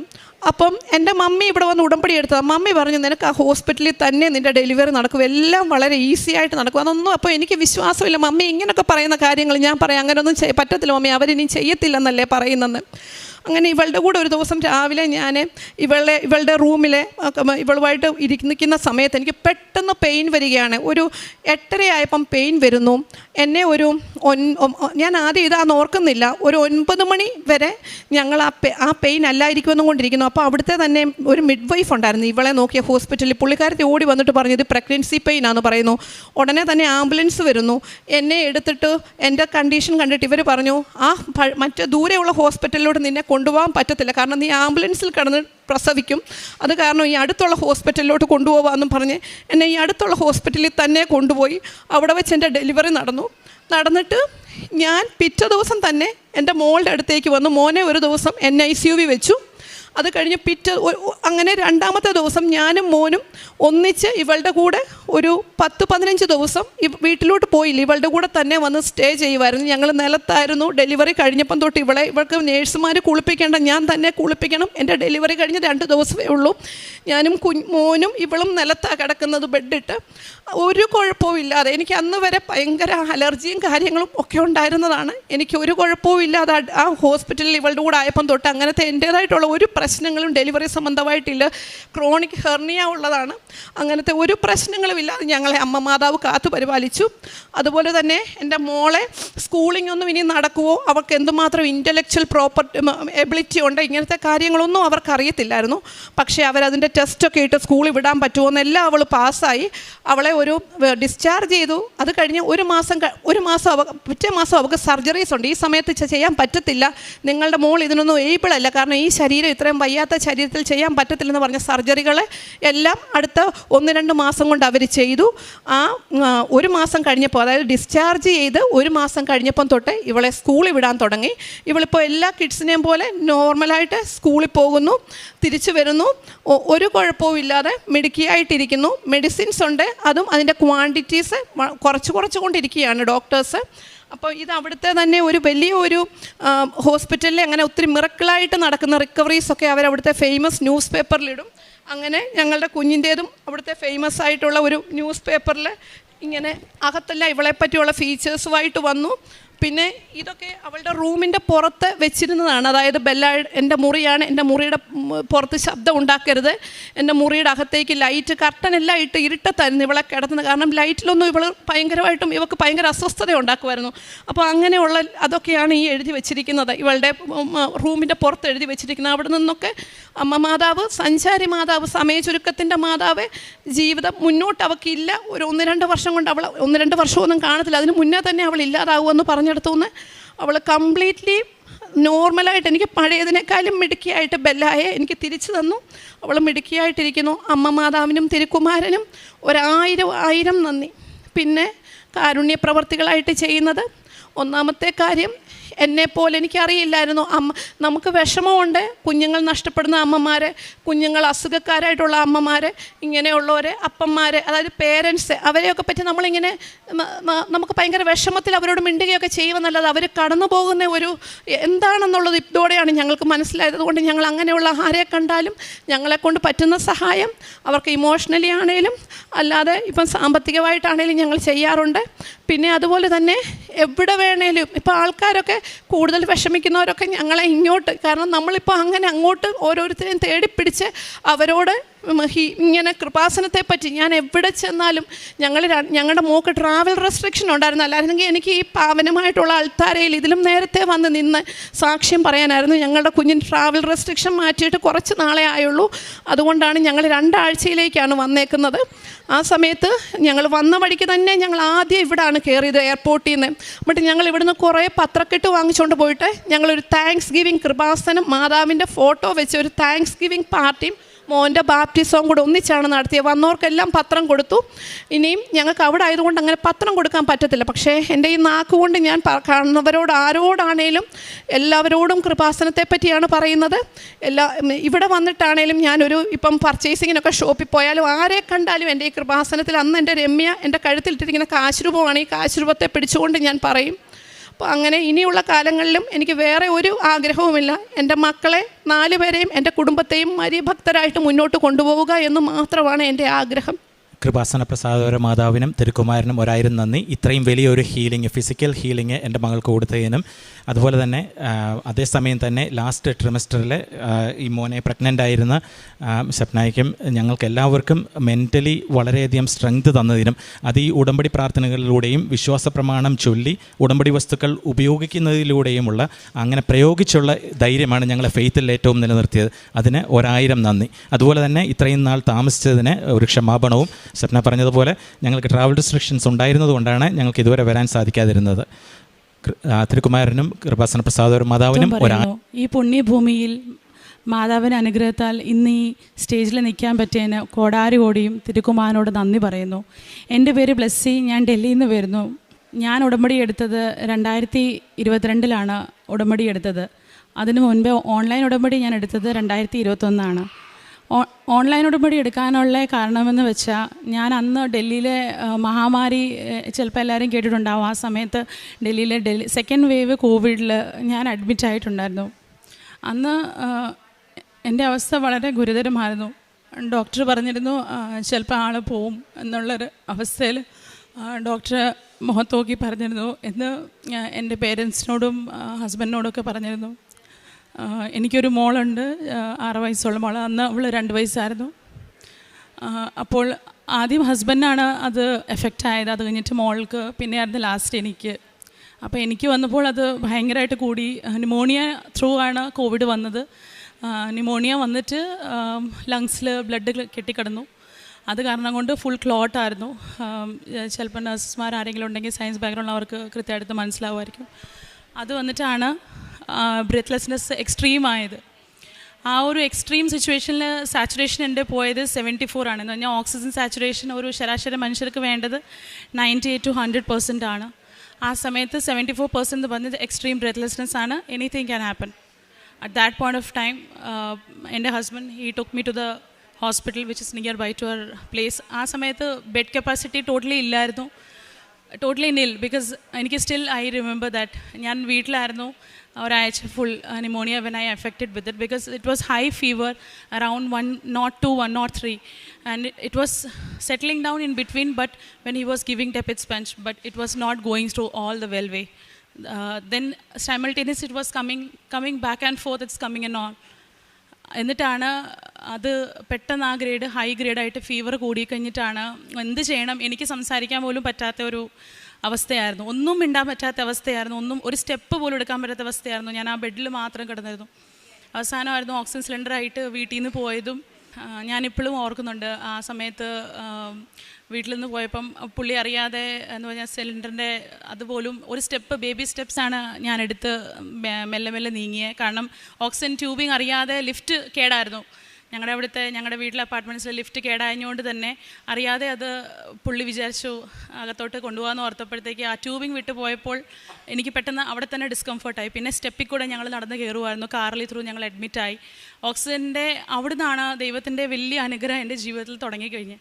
അന്ന് മോള് കൂടെ ഉണ്ടായിരുന്നു. അപ്പം കൂടെ ഓക്സിജൻ്റെ ഞാൻ കൃത്യം ഓർക്കുന്നില്ല, സിലിണ്ടറിൻ്റെ കപ്പാസിറ്റി ആ സമയത്ത് വളരെ കുറവായിരുന്നു. 1.5 2 ലിറ്റേഴ്സോ മറ്റോ ആയിരുന്നു. അപ്പോൾ അവർ പറഞ്ഞു ഇത് തീരും, അതുകൊണ്ട് നീ ആദ്യം ഇവളെ അഡ്മിറ്റ് ചെയ്തിട്ട് പിന്നെ കുഞ്ഞിനെ കൊണ്ട് വീട്ടിൽ വിടാമെന്ന് പറഞ്ഞു. പക്ഷേ അവളുടെ മുമ്പിൽ കൂടെ ഞാൻ എമർജൻസിയിൽ അഡ്മിറ്റ് ആകാമെന്ന് പറയുമ്പം ചിലപ്പോൾ അവളൊരു കുട്ടിയാണ്. ബിക്കോസ് ഒബ്വിയസ്ലി ഞാനൊരു BSc നഴ്സാണ്. അതുകൊണ്ട് തന്നെ ഞങ്ങൾക്ക് ഈ ഫീൽഡിനെ കുറിച്ച് കൃത്യമായിട്ട് അറിയാം. Mental health is really important and it can be traumatised. അപ്പം അത് അവൾക്ക് വരേണ്ടെന്ന് ഓർത്ത് തന്നെ സെയിം ഞാൻ വിചാരിച്ചു ഇറ്റ്സ് ഓക്കെ, എന്തെങ്കിലും ആട്ടെ. ഞാൻ അവിടെ തന്നെ ഓർത്ത് മാതാവ് എന്ത് ചെയ്യണം എന്ന് മനസ്സിൽ വന്നു. ഒന്നും പറ്റില്ല, നീ അവളെ വീട്ടിൽ തന്നെ വിട്, വരുന്ന വെച്ചെടുത്ത് കാണാം എന്ന് തന്നെ ഞാൻ ഓർത്തു. അവിടുന്ന് അവളെ അവിടുന്ന് ഞങ്ങൾ വണ്ടിയിൽ അവൾ ഉണ്ടായിരുന്നെങ്കിലും അമ്മയുണ്ടായിരുന്നു, കുഞ്ഞുണ്ടായിരുന്നു. അവൾ സ്റ്റിൽ നം. ബിക്കോസ് ചേട്ടന് വന്നു, അവൾക്ക് വന്നു, ലാസ്റ്റ് എനിക്ക് വന്നെങ്കിലും അവൾ ഷി വാസ് ടോട്ടലി ഡൗൺ. എന്നിട്ടാണ് ഫൈനലി അവളെ വീട്ടിൽ വിട്ടു. എൻ്റെ അമ്മയുടെ അടുത്ത് എൻ്റെ മമ്മിയുടെ വീട്ടിൽ അവളെ വിട്ടു. അവളെ വിട്ടപ്പോഴും ഒരു കുഴപ്പമില്ലായിരുന്നു. ആ സിലിണ്ടറിൻ്റെ ഓക്സിജൻ തീരുന്നത് ആ സിലിണ്ടറിൽ ഞാൻ ആ ഹോസ്പിറ്റലിൻ്റെ എമർജൻസി ഡിപ്പാർട്ട്മെൻറ്റിലെ വാതിക്ക് എത്തിയപ്പോഴാണ്. അതായിരുന്നു ദൈവത്തിൻ്റെ വലിയ അനുഗ്രഹം എൻ്റെ ജീവിതത്തിലുണ്ടായ ഫസ്റ്റ് അനുഗ്രഹം. അവർ അവിടെ ഷോക്കായി. ഇതുവരെ ഇല്ലാത്ത ആ കൃത്യം അവർ ചേഞ്ച് ചെയ്ത് പെട്ടെന്ന് എമർജൻസി ഡിപ്പാർട്ട്മെൻറ്റിലുള്ളവർക്ക് കൃത്യമായിട്ട് അല്ലാതെ മനസ്സിലാകുന്നുണ്ടായിരിക്കും. ചേഞ്ച് ചെയ്ത് പെട്ടെന്ന് തന്നെ അവരുടെ വെക്കുമ്പോൾ തന്നെയാണ് എൻ്റെ ആ ഒരു ഓക്സിജൻ്റെ അത് തീരുന്നത്. ആ തീർന്നപ്പോൾ തന്നെ അവിടുന്ന് തുടങ്ങിയ അത്ഭുതങ്ങളുടെ പെരുമഴ. കിടന്നപ്പോൾ ആദ്യം കാഷ്വാലിറ്റിയിലായിരുന്നു, ബെഡില്ലായിരുന്നു, പല ബുദ്ധിമുട്ടുകളിലും മരണം അടുത്ത് മുഴുവൻ മരണം മാത്രമേ ഉള്ളായിരുന്നു. Dead bodies full away. 28 വയസ്സുള്ള ആൾക്കാർ മരിക്കുന്നു, എക്സ്ട്രീമായിട്ട് സീഷർ ഫിറ്റ്സ് അടിക്കുന്നു, അത്രയും എക്സ്ട്രീം. ഭാര്യ മരിച്ചിട്ട് ഭർത്താവിനറിയില്ല, ഭർത്താവ് മരിച്ച ഭാര്യയ്ക്ക് അറിയില്ല, ഒരൊറ്റ അടിക്ക് 6 പേരൊക്കെ മരിക്കുന്നു. ആ ഒരു അവസ്ഥയിലായിരുന്നു പോയിക്കൊണ്ടിരിക്കുന്നത്. അപ്പോൾ പേടിയില്ല എനിക്ക്. ഞാൻ ആ സമയത്ത് കൊന്ത ചെല്ലുന്നുണ്ടായിരുന്നു, മനസ്സില്ല, മറ്റുള്ളവർക്ക് വേണ്ടി പ്രാർത്ഥിക്കുന്നുണ്ടായിരുന്നു. പക്ഷേ എന്താവും എന്നുള്ളൊരു എനിക്ക് പേടിയില്ല. പക്ഷേ എനിക്ക് എന്നെക്കാട്ടും കൂടുതൽ ടെൻഷൻ വന്നത് എൻ്റെ അച്ഛന് നല്ല പ്രായമുണ്ട്, ആ പുള്ളിക്ക് എന്താവും. പിന്നെ എനിക്ക് വേണ്ടി വെയിറ്റ് ചെയ്തിരുന്ന എൻ്റെ മോളെക്കുറിച്ചുള്ള ടെൻഷൻ, അവളുടെ മെൻ്റൽ ഹെൽത്ത്, അവൾ എന്തായിരിക്കും, അവൾക്ക് ടെൻഷനാവോ, അവൾ ജീവിതത്തിൽ എങ്ങനെയൊക്കെ വിഷമമാവോ, പേടി തട്ടുവോ എന്നൊക്കെയുള്ളൊരു പേടിയും വിഷമമൊക്കെ എനിക്കുണ്ടായിരുന്നു. അതൊക്കെയായിരുന്നു എൻ്റെ വിഷമങ്ങൾ. പിന്നെ ഞാൻ അവിടെ ഹോസ്പിറ്റലിൽ കിടന്നു. അപ്പം അതിനിടയിലാണ് ഡോക്ടേഴ്സ് ഇതുപോലെ തന്നെ സെയിം എൻ്റെ ഓക്സിജൻ സാച്ചുറേഷൻ മെല്ലെ കുറയുന്നു. CRP റേറ്റ് ഭയങ്കര ഹൈ ആയിരുന്നു. എന്ന് പറഞ്ഞാൽ ക്രിയാറ്റിൻ ലെവൽ റേറ്റ്, ക്രിയാറ്റിൻ അല്ല CRP ഒരു ബ്ലഡിലെ ഇൻഫെക്ഷൻ റേറ്റാണ്. അത് കൂടുതലെന്ന് പറയുമ്പോൾ ഇൻഫെക്ഷൻ ഭയങ്കരമായിട്ട് കൂടുന്നതാണ് അതിൻ്റെ അർത്ഥം. അപ്പോൾ അത് ഇങ്ങനെ കൂടിക്കൂടി വരുന്നതുകൊണ്ട് അനുസരിച്ച് ഡോക്ടർ അവസാനം ഹസ്ബൻഡിനോട് പറഞ്ഞു, എന്തും പ്രതീക്ഷിക്കാം, നിങ്ങൾ അതിന് റെഡി ആയിക്കോണം. കാരണം ഒരു സ്റ്റാറ്റിസ്റ്റിക് പ്രകാരം ഒരു 91 ഓക്സിജനിൽ അഡ്മിറ്റ് ആകുന്ന ആൾക്കാർ പോലും 95 അഡ്മിറ്റ് ആകുന്ന പോലും രക്ഷപ്പെടുന്നില്ല. അപ്പോൾ 74 അഡ്മിറ്റ് ആകുന്ന ഒരു കുട്ടിക്ക് എങ്ങനെ രക്ഷപ്പെടാവുമെന്ന് നിങ്ങൾക്ക് ഊഹിക്കാവുന്നേ ഉള്ളൂ. അത് be very practical and logically accepted. അപ്പം ഇതൊക്കെ പുള്ളി പിന്നെയാണ് എന്നോട് പറയുന്നെങ്കിലും അവരെല്ലാവരും പാനിക് അറ്റാക്സിലായിരുന്നു, ട്രോമറ്റൈസ്ഡായി. അവർ വിചാരിച്ച് എന്താവും എന്നുള്ളൊരു ടെൻഷനിലൊക്കെ അവരിരുന്നു. അവസാനം എനിക്ക് റെമിഡിസ്വെയർ തന്നു. അതൊരു അന്നത്തെ സമയത്ത് അറിയാമായിരിക്കും തീർച്ചയായിട്ടും എല്ലാവർക്കും. അത് ഭയങ്കര കോസ്റ്റ്ലി മെഡിസിൻ ആയിരുന്നു. പ്ലസ് അത് എന്താ പറയുക, അതിൻ്റെ ഒരു എഫക്റ്റ് എന്ന് പറഞ്ഞാൽ അത് എൻ്റെ മെമ്മറി വരെ കളഞ്ഞു. ഞാൻ ആരാന്ന് പോലും, എനിക്ക് എൻ്റെ ഒരു മോളുണ്ടെന്ന് പോലും, എൻ്റെ സ്വന്തം പേര് പോലും എനിക്ക് ഓർമ്മയില്ലായിരുന്നു. എൻ്റെ ചേട്ടൻ്റെ പേര് പിന്നെ എനിക്ക് ഓർമ്മയുണ്ടായിരുന്നു, എനിക്കറിയില്ല how it came, but somewhat it was there. പക്ഷേ എൻ്റെ സ്വന്തം പേര് ഞാൻ അറിയുന്നത് എൻ്റെ ഒരു സ്റ്റിക്കർ അവിടെ വെച്ചിട്ടുണ്ടായിരുന്നു എൻ്റെ ബാഗിൽ, ബ്ലെസ്സി. അപ്പോൾ ഞാൻ ഓക്കെ ഇതാണ് എൻ്റെ പേരല്ലേ. ഞാൻ നേഴ്സിനോട് ചോദിക്കുകയും ചെയ്തു. ഷീ ക്രോസ് ചെക്ക്ഡ്, നിൻ്റെ പേര് മറന്നുപോയി. എനിക്കൊന്നും ഓർമ്മയില്ല. ആ ഒരു അവസ്ഥയിലായിപ്പോയി. 6 ദിവസം കഴിഞ്ഞാണ് എനിക്കൊരു മോളുണ്ടെന്ന് പോലും ഞാൻ ഓർക്കുന്നതും ആ ഒരു ഗുരുതരാവസ്ഥയെന്ന്. അത് എന്നിട്ട് കൂടെ എൻ്റെ ഒരു മെഡിസിൻ്റെ ഒരു പോക്ക് പറഞ്ഞാൽ രാത്രി 2-3 മണിവരെ ആയിരിക്കും എൻ്റെ മെഡിക്കേഷൻസ് മുഴുവൻ പോയിക്കൊണ്ടിരിക്കുന്നത്. കാരണം എല്ലാവരും ഉറങ്ങും, ചിലപ്പം കാരണം എല്ലാവരുടെ സമയം 10 മണി രാത്രി അങ്ങനെയൊക്കെ മെഡിസിൻ തീരും. പക്ഷേ എൻ്റെ റെമഡിസിൻ്റെ ഹൈ ഡോസാണ്. പ്ലസ് 28 കാനുല എനിക്ക് കിട്ടും, 28 ക്ലെക്സൈൻ എന്ന് പറഞ്ഞാൽ ആൻറ്റികോയഗുലൻ, ബ്ലഡിനെ തിൻ ചെയ്യുന്നത്. ബ്ലഡ് കട്ടിയാതെ ബ്ലഡ് അത് ലങ്സിൽ കയറിയ ആൾ മരിച്ചു പോകും. അപ്പോൾ അതിനെ പ്രിവെൻറ്റ് ചെയ്യുന്ന, ക്ലോട്ടിനെ പ്രിവെൻറ്റ് ചെയ്യുന്നതാണ് ആൻറ്റികോയഗുലൻ. ആ ക്ലെക്സൈൻ ഇട്ടിട്ടാണ് 28 എണ്ണം മുഴുവൻ കറുത്ത പാട് പ്ലസ് 28 കാനുല കുത്തി ചേഞ്ച് ചെയ്ത് എങ്ങുമില്ല. ലാസ്റ്റ് അതായപ്പം എനിക്ക് തോന്നുന്നു അവർ ചിലപ്പോൾ ഞാൻ പറഞ്ഞു നിങ്ങൾ എന്ത് ചെയ്തോ സെൻട്രൽ മാത്രം ഇടരുത്, കാരണം സെൻട്രൽ ഇവിടെ ഇട്ടാൽ ചിലപ്പം പോവും എന്ന് എനിക്കറിയാവുന്നതുകൊണ്ട് തന്നെ ഞാനത് പറഞ്ഞു. പക്ഷേ എങ്ങും ഇല്ല. അതുകൊണ്ട് തന്നെയാണ് ഈ സമയങ്ങൾ രാത്രി 2-3 മണി വരെ കാനല നെർവ് വെയിൻ കുത്തി സമയം കിട്ടത്തില്ല.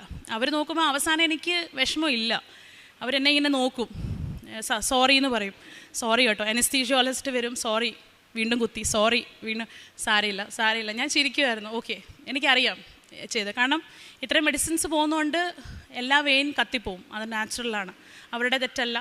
അത് വെയിൻ ഏത് മെഡിക്കേഷൻ ഹൈ മെഡിക്കേഷനാണ്, അപ്പോൾ അത് പോവില്ല. പ്ലസ് ഈ രാത്രി 2-3 മണി വരെ മെഡിക്കേഷൻസ് എല്ലാം പോയി കഴിഞ്ഞപ്പോഴാണ്, ഇങ്ങനെ ഒരു അവസ്ഥയിൽ നീങ്ങിയപ്പോഴാണ് പിന്നെ എനിക്ക് ഒരു 83 വയസ്സുള്ള ഒരു അമ്മച്ചീനെ പരിചയപ്പെടാമെന്ന് പറഞ്ഞാൽ എൻ്റെ തൊട്ടപ്പുറത്ത് ആ അമ്മച്ചി അഡ്മിറ്റായിരുന്നു. ആ അമ്മച്ചിയുടെ കണ്ടീഷൻ എന്ന് പറഞ്ഞാൽ അമ്മച്ചീനെ ആരോ ഉപേക്ഷിത രീതിയിൽ വീട്ടിൽ നിന്ന് കൊണ്ടിട്ട് ഒരവസ്ഥയായിരുന്നു. അവർ നല്ലൊരു അമ്മച്ചി, അവരെ കാണുമ്പോൾ എനിക്ക് എൻ്റെ സ്വന്തം അമ്മച്ചീനെ ഓർമ്മ വരുന്നുണ്ടായിരുന്നു. പക്ഷേ എനിക്ക് ഈശോയ്ക്ക് ഞാൻ കൊടുത്ത ഒരു വാഗ്ദാനമാണ്, എൻ്റെ ദൈവമേ എല്ലാ റൂമിൽ നിന്ന് ഓരോരോ ഡെഡ് ബോഡി പോകുന്നു ഞാൻ കാണുന്നുണ്ട്, ആൾക്കാർ വന്ന് എന്നോട് പറയുന്നുണ്ട്. ഞാൻ ഓർക്കുന്നുണ്ട് എന്തുകൊണ്ടാണ് എന്നോട് വന്ന് പറയുന്നത്, ഞാനേ വീക്കാണ് ആ സമയത്ത്, നിങ്ങൾ എന്തിനാണ് എന്നോട് വന്ന് ഷെയർ ചെയ്യുന്നതെന്ന് മനസ്സിൽ ഞാൻ ഓർക്കുന്നുണ്ട്. പക്ഷേ അവരുടെ വിഷമങ്ങൾ പറയുമ്പോൾ എനിക്ക് സന്തോഷമുണ്ട്, പക്ഷേ അവരെവിടെയെങ്കിലുമൊക്കെ നല്ലത് കാണുന്നുണ്ടല്ലോ എന്ന് ഓർക്കുന്നുണ്ട്. ആ ഒരു അവസ്ഥയിൽ എനിക്ക് മനസ്സിലായി അവരുടെ കണ്ടീഷൻ. എൻ്റെ അടുത്തുനിന്ന് അവരെ എടുത്തുകൊണ്ട് പോകുക എന്ന് പറഞ്ഞ ദൈവമേ എനിക്കത് സഹിക്കാൻ പറ്റില്ല, കാരണം എന്തോ എനിക്ക് അങ്ങനെ ആ ഒരു ഫീൽ ആ സമയത്ത് വന്നു. ഞാൻ ഓർത്ത് ഇവർക്ക് വേണ്ടി ഇവരെ മരിക്കാൻ ഞാൻ സമ്മതിക്കില്ല, ഞാനിവിടെ ഉള്ളിടത്തോളം കാലം എന്ന് ഞാൻ ആ സമയത്ത് ചിന്തിച്ചു. അതുപോലെ തന്നെ സംഭവിച്ചു. കാരണം അടുത്ത ദിവസം അവർക്ക് ഇതുപോലെ അവർക്ക് ഇൻസുലിൻ പോകുന്നുണ്ടായിരുന്നു, എല്ലാ ദിവസവും ഇൻസുലിൻ ഇഞ്ചെക്റ്റ് ചെയ്യുന്നുണ്ടായിരുന്നു നഴ്സസ് വന്ന്. പക്ഷേ അന്ന് അവർക്ക് ഭയങ്കരമായിട്ട് ഡ്രൗസിയായി, ഒത്തിരി ക്ഷീണമായി. അപ്പോൾ അവർ ഇൻസുലിൻ എടുത്തില്ല, അവർ നേരെ ഉറങ്ങിയിട്ട് അവരുടെ ഫുഡും അവരുടെ കാര്യങ്ങൾ ആരും നോക്കാറോ ഇല്ല. കാരണം അത് അവരുടെ കുറ്റമല്ല, കാരണം ആ ഒരു അവസ്ഥയിൽ 10 മണി കഴിഞ്ഞാൽ എല്ലാവരും ഗേറ്റ് അടയ്ക്കും, പേടിയാണ്. PPEയിൽ എല്ലാവരും പേഴ്സണൽ പ്രൊട്ടക്റ്റീവ് എക്യുപ്മെൻറ്റിൽ എല്ലാവരും ബ്ലൂ എല്ലാം നിൽക്കുവാണെങ്കിലും എല്ലാവർക്കും പേടിയുണ്ട്, എനിക്ക് വന്നാലോ, കുടുംബമുണ്ട് എല്ലാവർക്കും. അതുകൊണ്ട് എല്ലാവരും അത്രയ്ക്ക് അതേ ചെയ്യുള്ളൂ. ഒറ്റപ്പെട്ട ഒരവസ്ഥയാണ്. സാധാരണ പേഷ്യൻസിൻ്റെ റിലേറ്റീവ് വരുന്ന പോലെ ആരും ഇല്ല കൂടെ, ഒറ്റയ്ക്ക് മരിച്ചു, ഒറ്റയ്ക്ക് മെഡിസിൻ എടുത്തോ എന്നുള്ളൊരവസ്ഥയായിരുന്നു. അപ്പോഴാണ് ആ പുള്ളിക്കാരത്തിയുടെ ഒരു രാത്രി 3 മണിയായപ്പോൾ അമ്മച്ചി പെട്ടെന്ന് ക്രാഷായി. എന്ന് പറഞ്ഞാൽ ഹൈപ്പോഗ്ലൈസീമിയ, ഷുഗർ പെട്ടെന്ന് ഡൗണായി, അമ്മച്ചിയുടെ പെട്ടെന്ന് ഡൗണായി. അത് മനസ്സിലാക്കാൻ റീസൺ പെട്ടെന്ന് സ്വെറ്റ് ചെയ്യുന്നു, പുള്ളിക്കാരത്തി ദാഹിക്കുന്നു. അത് മിഡ് നൈറ്റ് 3 മണിയാണ്, എൻ്റെ ഇഞ്ചക്ഷൻ പോയിക്കൊണ്ടിരിക്കുകയാണ്. അവരുടെ കാര്യങ്ങൾ ഞാൻ അങ്ങനെ നോക്കുന്നുണ്ട്. എൻ്റെ മെഡിസിൻ പോകുമ്പോഴും ഞാൻ പലപ്പോഴും ഇൻഫോം ചെയ്യാറുണ്ടായിരുന്നു, അവിടെ തീർന്നു കേട്ടോ, ഇത് ചെയ്ത് കേട്ടോ, ഇത് തീർന്നു, ഇത് ചേഞ്ച് ചെയ്യും കേട്ടോ. കാരണം അങ്ങനെയൊക്കെയല്ലേ നമുക്കൊരു എന്താ പറയുക, നമ്മൾ മനുഷ്യൻ്റെ രീതിയിൽ അത് പ്ലസ് നമുക്ക് അങ്ങനെയൊക്കെയല്ല ഒരു വ്യക്തിനെ സഹായിക്കാൻ പറ്റുള്ളൂ. അല്ലെങ്കിൽ പിന്നെ എന്ത് ജീവിതം, എന്ത് മനുഷ്യൻ പറഞ്ഞിട്ട്. അങ്ങനെയാണ് ഞാൻ പിന്നെ ആ ഒരു അമ്മച്ചിയുടെ അവസ്ഥ കണ്ടപ്പോൾ ഞാൻ നോക്കിയപ്പം രാത്രി 3 മണി, ആരും ഇല്ല അടുത്ത്. അമ്മച്ചിക്ക് വെള്ളം വേണമെന്ന് ദാഹിക്കുന്നു പറയുന്നുണ്ടായിരുന്നു ഹിന്ദിയിൽ. അപ്പം അത് കഴിഞ്ഞിട്ട് ഞാൻ ഓർത്ത് എങ്ങനെ ഇതിൽ നിന്ന് എണ്ണിക്കും, എനിക്ക് ഓക്സിജൻ വെച്ചിരിക്കുക 4, 6, 8, 10, 12 ലിറ്ററിലാണ് ഓക്സിജൻ പോയിക്കൊണ്ടിരിക്കുന്നത്. കാരണം അത്രയും ഹൈ ഫ്ലോയിലാണ് പോയിക്കൊണ്ടിരിക്കുന്ന ഓക്സിജൻ. അപ്പം ഞാൻ എങ്ങനെ എൻ്റെ ഓക്സിജൻ മാസ്ക് ഊരിയിട്ട് ഒരാളെ പോയി സഹായിക്കാൻ പറ്റുന്ന അവസ്ഥയിലല്ല ഞാൻ. പക്ഷേ എന്നാലും ഞാൻ ഓർത്ത് എൻ്റെ ദൈവമേ, ഇന്ന് ഇത് ഞാൻ സഹായിച്ചില്ലെങ്കിൽ നാളെ ചിലപ്പോൾ ഈ ഒരു വ്യക്തി മരിച്ചെന്നിരിക്കും, ഇത് ഞാൻ കേട്ടെന്നിരിക്കും, എന്തോ എനിക്കൊരു കുറ്റബോധം വന്നെന്നിരിക്കും, ചിലപ്പോൾ എനിക്ക് എന്തെങ്കിലും ചെയ്യാമായിരുന്നു, ചിലപ്പം അറ്റ്ലീസ്റ്റ് ഒന്ന് ട്രൈ ചെയ്യാമായിരുന്നു എന്ന് ഞാൻ ചിന്തിച്ചു. ഞാൻ എൻ്റെ കാലെടുത്ത് തറയിൽ കുത്തിയപ്പോൾ എൻ്റെ കാല് വളഞ്ഞായിരുന്നു ഇരുന്നത്, കാരണം ഈ ഒരു മെഡിസിൻസ് എല്ലാം പോയിക്കൊണ്ടും അവസ്ഥ ഭയങ്കര. അതും ഓക്സിജൻ എടുത്ത് ഊരി മാറ്റി വരയ്ക്കാൻ തുടങ്ങി, ഓക്സിജൻ ഇല്ല. ക്യാനില മുഴുവൻ പുറകോട്ട് പോയി. കാരണം ഞാനൊരു 2 ലിറ്ററിൻ്റെ ജഗ് എടുത്തിട്ടാണ് അതിനകത്തൊന്ന് വെള്ളം കോരി ചൂടും തണുത്ത്, അവർ അത്രയും വലിയ ജഗ്ഗായിരുന്നു അവിടെ, അത് ചൂടും തണുത്ത് മിക്സ് ചെയ്ത് അവർക്ക് ഈ വിറച്ചുകൊണ്ടാണ് ഞാൻ അവർക്ക് കൊടുത്തത്. കാരണം എനിക്കത് കൊടുക്കണമെന്നുണ്ടായിരുന്നു. അത് കഴിഞ്ഞ് എന്ത് വേണമെങ്കിൽ സംഭവിച്ചോട്ടെ എന്ന് എൻ്റെ മനസ്സിലൊരു ധാരണ ഉണ്ടായിരുന്നു. ഞാൻ അതുകൊണ്ട് തന്നെ അവർക്ക് അവരുടെ മാസ്ക് ഒന്ന് മണ്ടയ്ക്ക് ചെയ്തിട്ട് ഞാനന്ന് അവർക്ക് ഇച്ചിരി വെള്ളം കൊടുത്തു. അവരുടെ ജീവൻ വീണെന്ന് പറഞ്ഞാൽ മതി. ഞാൻ അവർക്കത് കൊടുത്തത് എൻ്റെ കൈ വിറച്ചു. ഞാൻ പെട്ടെന്ന് ഗ്ലാസ് അവിടെ വെച്ചു, എന്നിട്ട് വന്ന് നേരെ എൻ്റെ ബെഡിലിരുന്നു. ഞാൻ എൻ്റെ ഓക്സിജൻ മാസ്ക് വെച്ചിട്ടില്ല. ഞാൻ നോർമലി ഇരിക്കുക. അപ്പോൾ ഞാൻ അവിടുത്തെ ഓക്സിജൻ മാസ്ക് അല്ലായിരുന്നു ഇതുവരെ ഇരുന്നത്. എന്നിട്ട് എൻ്റെ ഓക്സിജൻ മാസ്കിന് ഒരു നീഡ് എനിക്ക് തോന്നിയില്ല. എനിക്ക് ആ സമയത്ത് ഞാൻ ഓക്സിജൻ വേണമെന്ന് എനിക്ക് തോന്നിയില്ല.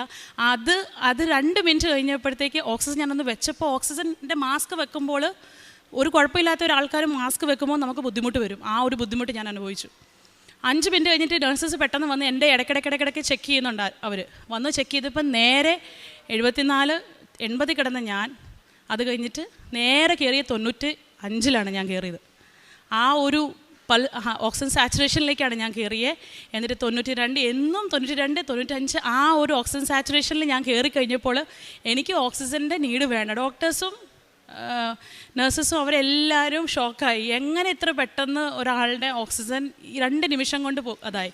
അപ്പം ഇവർ അവിടെ വന്ന് എന്നെ ചികിത്സിച്ചുകൊണ്ടിരുന്ന ഡോക്ടർ പോലും പറഞ്ഞു, ഇവർക്ക് എന്നാ സംഭവിച്ചത് ഈ അമ്മച്ചിക്ക്.